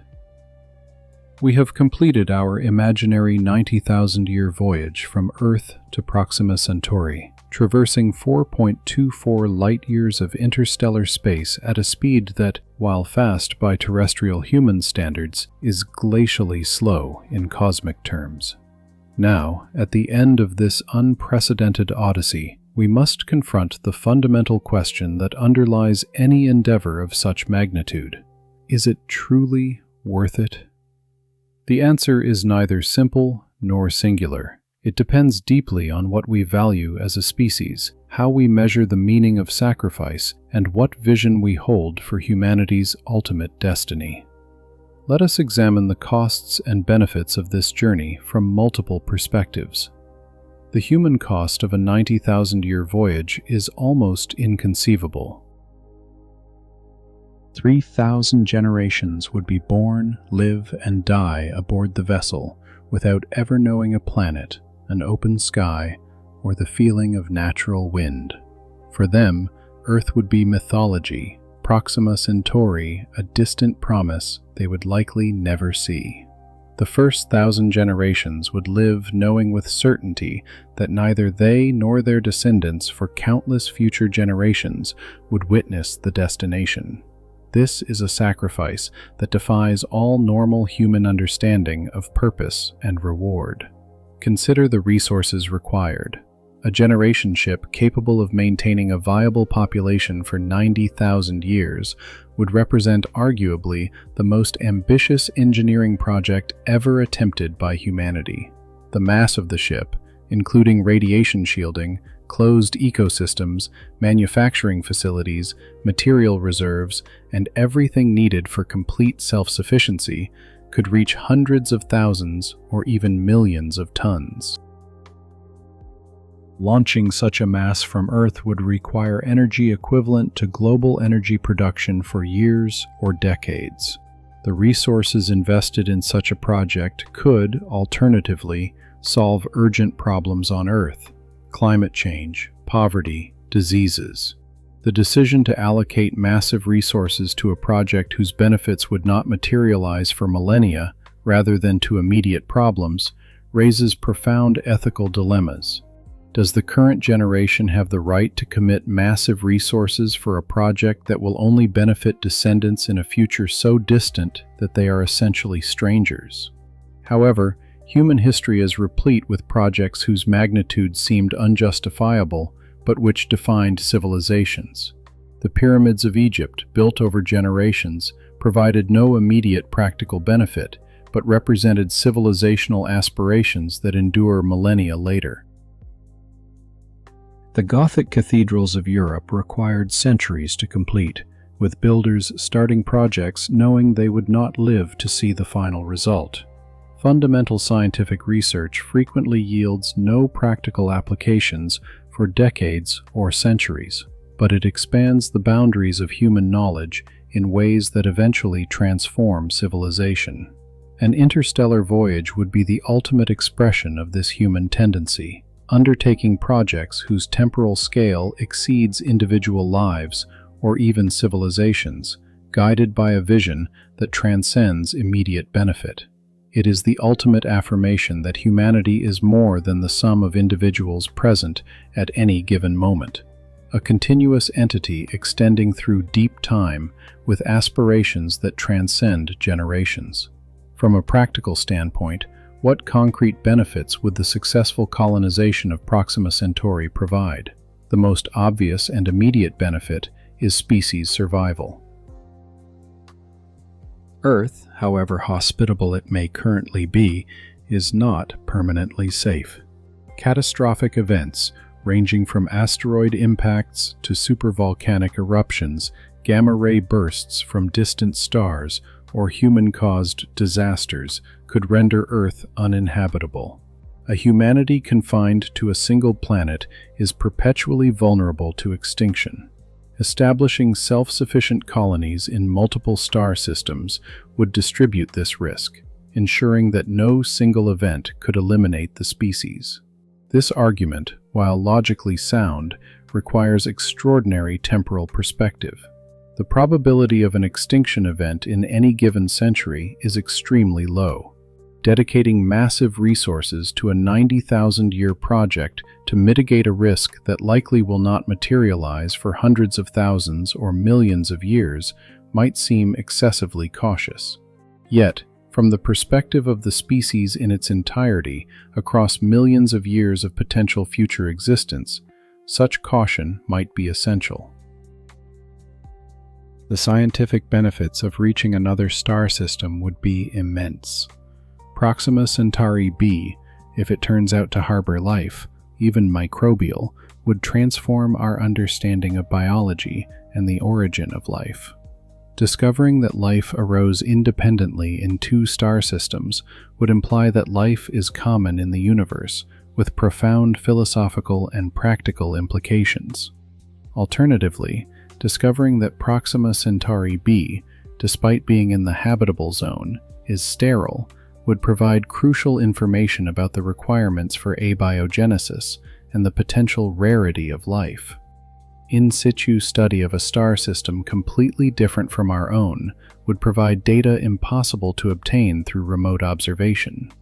Planetary formation, stellar evolution, planet-star interactions, exoplanetary atmosphere composition, all these phenomena would be understood in unprecedented detail.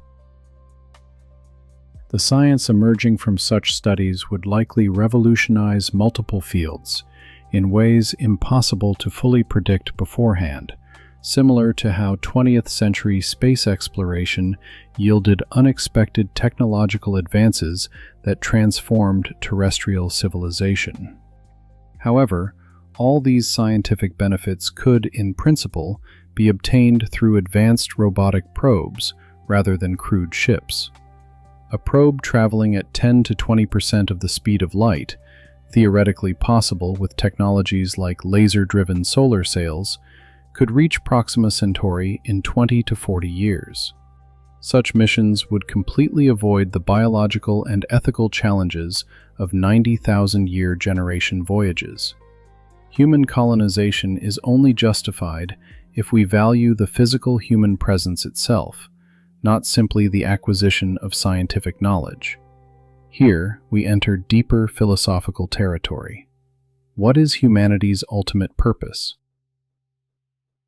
If our goal is simply to understand the universe, robotic probes are superior, faster, cheaper, with no ethical costs. But if we believe that conscious experience, the presence of human minds exploring and inhabiting the cosmos, has intrinsic value, then crewed colonization becomes essential. The question boils down to, does it matter if humans are actually there, or is it enough to send our instruments? The answer we give reveals our fundamental values. A purely instrumentalist perspective would view humans as vehicles for information processing, not qualitatively different from advanced computers. From such a perspective, robotic probes are clearly superior. However, a perspective that values conscious experience, the qualitative richness of direct perception, the meaning of being present on new worlds, necessarily favors human-crewed exploration, however costly and prolonged. Consider also the transformative effect of the journey itself on the travelers. The generations living aboard the ship would develop entirely unique culture, art, philosophy, and science, shaped by their unprecedented existence in interstellar space. This ship civilization, isolated for millennia, would evolve in ways impossible to predict, but likely fascinating.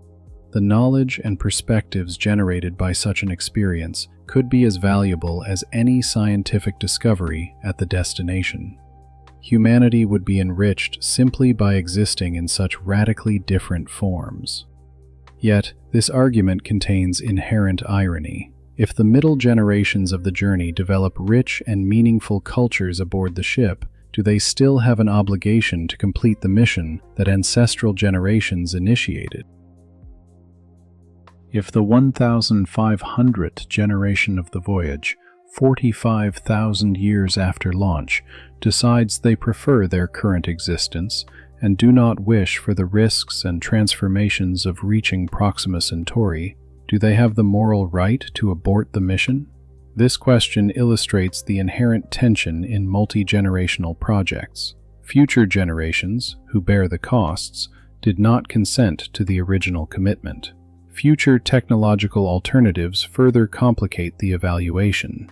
If humanity develops significantly faster propulsion during the time of the journey, a ship launched thousands of years later could overtake the original ship, arriving first with superior technology.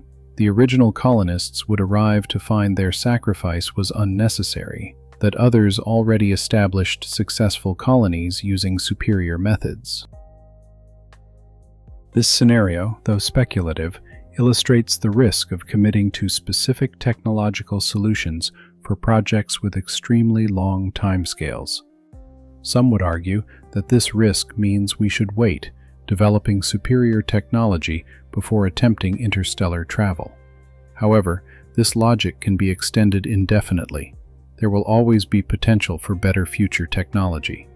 At some point, the decision to proceed must be made, or interstellar exploration is perpetually postponed. The question is not whether future technology will be superior, but whether current technology is sufficient to make the attempt viable, and whether the value of starting now outweighs the value of waiting for uncertain future improvements. From a long-term economic perspective, the colonization of Proxima Centauri could eventually be justified through access to resources. A complete star system with multiple planets, asteroids, and potentially trillions of tons of useful materials would represent enormous wealth. However, given the 90,000-year travel time and the 8-plus-year communication delay, the practical economic exploitation of such resources for terrestrial benefit is implausible. Proxima Centauri's resources would benefit the local colonists, not Earth. This does not invalidate the value of colonization, but it does mean it cannot be justified by direct economic return to the civilization funding the mission. Perhaps the true value of the journey is symbolic and aspirational rather than practical. The decision to undertake such a voyage would be the ultimate affirmation that humanity sees itself as an exploratory species, not destined to remain confined to a single world. It would be the declaration that we are, fundamentally, a civilization that reaches for the stars, willing to make extraordinary sacrifices in pursuit of goals that transcend any individual generation. History is filled with explorations whose contemporary practical justifications were weak or non-existent, but whose historical significance is indisputable. The first human explorations out of Africa 70,000 years ago were not motivated by careful cost-benefit calculations, but by curiosity, population pressure, and the innate human drive to see what lies beyond the horizon. The colonization of remote Pacific islands by Polynesian navigators required extremely dangerous ocean voyages with uncertain practical benefits. The space race of the 20th century was driven as much by symbolic aspirations as by practical goals. Similarly, a voyage to Proxima Centauri might be justified less by specific, calculable benefits, and more by what it represents about who we are as a species. In the end, the question, "Is it worth it?" has no single objective answer. It is worth it if we value the long-term survival of the species over millennia. It is worth it if we believe that conscious human experience in the cosmos has intrinsic value. It is worth it if we see exploration as a fundamental part of the human identity. It is not worth it if we exclusively prioritize short-term benefits, if we view humans as merely instrumental rather than intrinsically valuable, or if we believe our resources should be dedicated entirely to immediate problems. What is undisputed is this: a 90,000-year journey to Proxima Centauri would represent the most ambitious project ever undertaken by humanity, requiring vision, commitment, and sacrifice across timescales that defy comprehension. It would be the step that transforms humanity from a planetary species to a genuinely interstellar species. The first humans to set foot on the surface of Proxima Centauri b under the light of an alien red sun would have completed a journey begun 3,000 generations prior by ancestors they never knew. They would be, simultaneously, the most distant travelers in human history and the founders of a new era. In their hands would be the responsibility to justify the sacrifices of all who came before, and the opportunity to establish humanity permanently among the stars. The universe is vast beyond all comprehension, containing billions of galaxies, each with billions of stars, many with their own planets. Humanity, confined to a single world orbiting an ordinary star, is infinitesimally small in this cosmic context. Yet we are, as far as we know, unique in our capacity to contemplate this vastness, to ask questions about our place within it, and to aspire to explore it. A journey to Proxima Centauri, however long and costly, would be the first step in the realization of that aspiration. It would be proof that the barriers between the stars, though monumental, are not insurmountable. It would be the demonstration that humanity can think and act on timescales that transcend individual civilizations.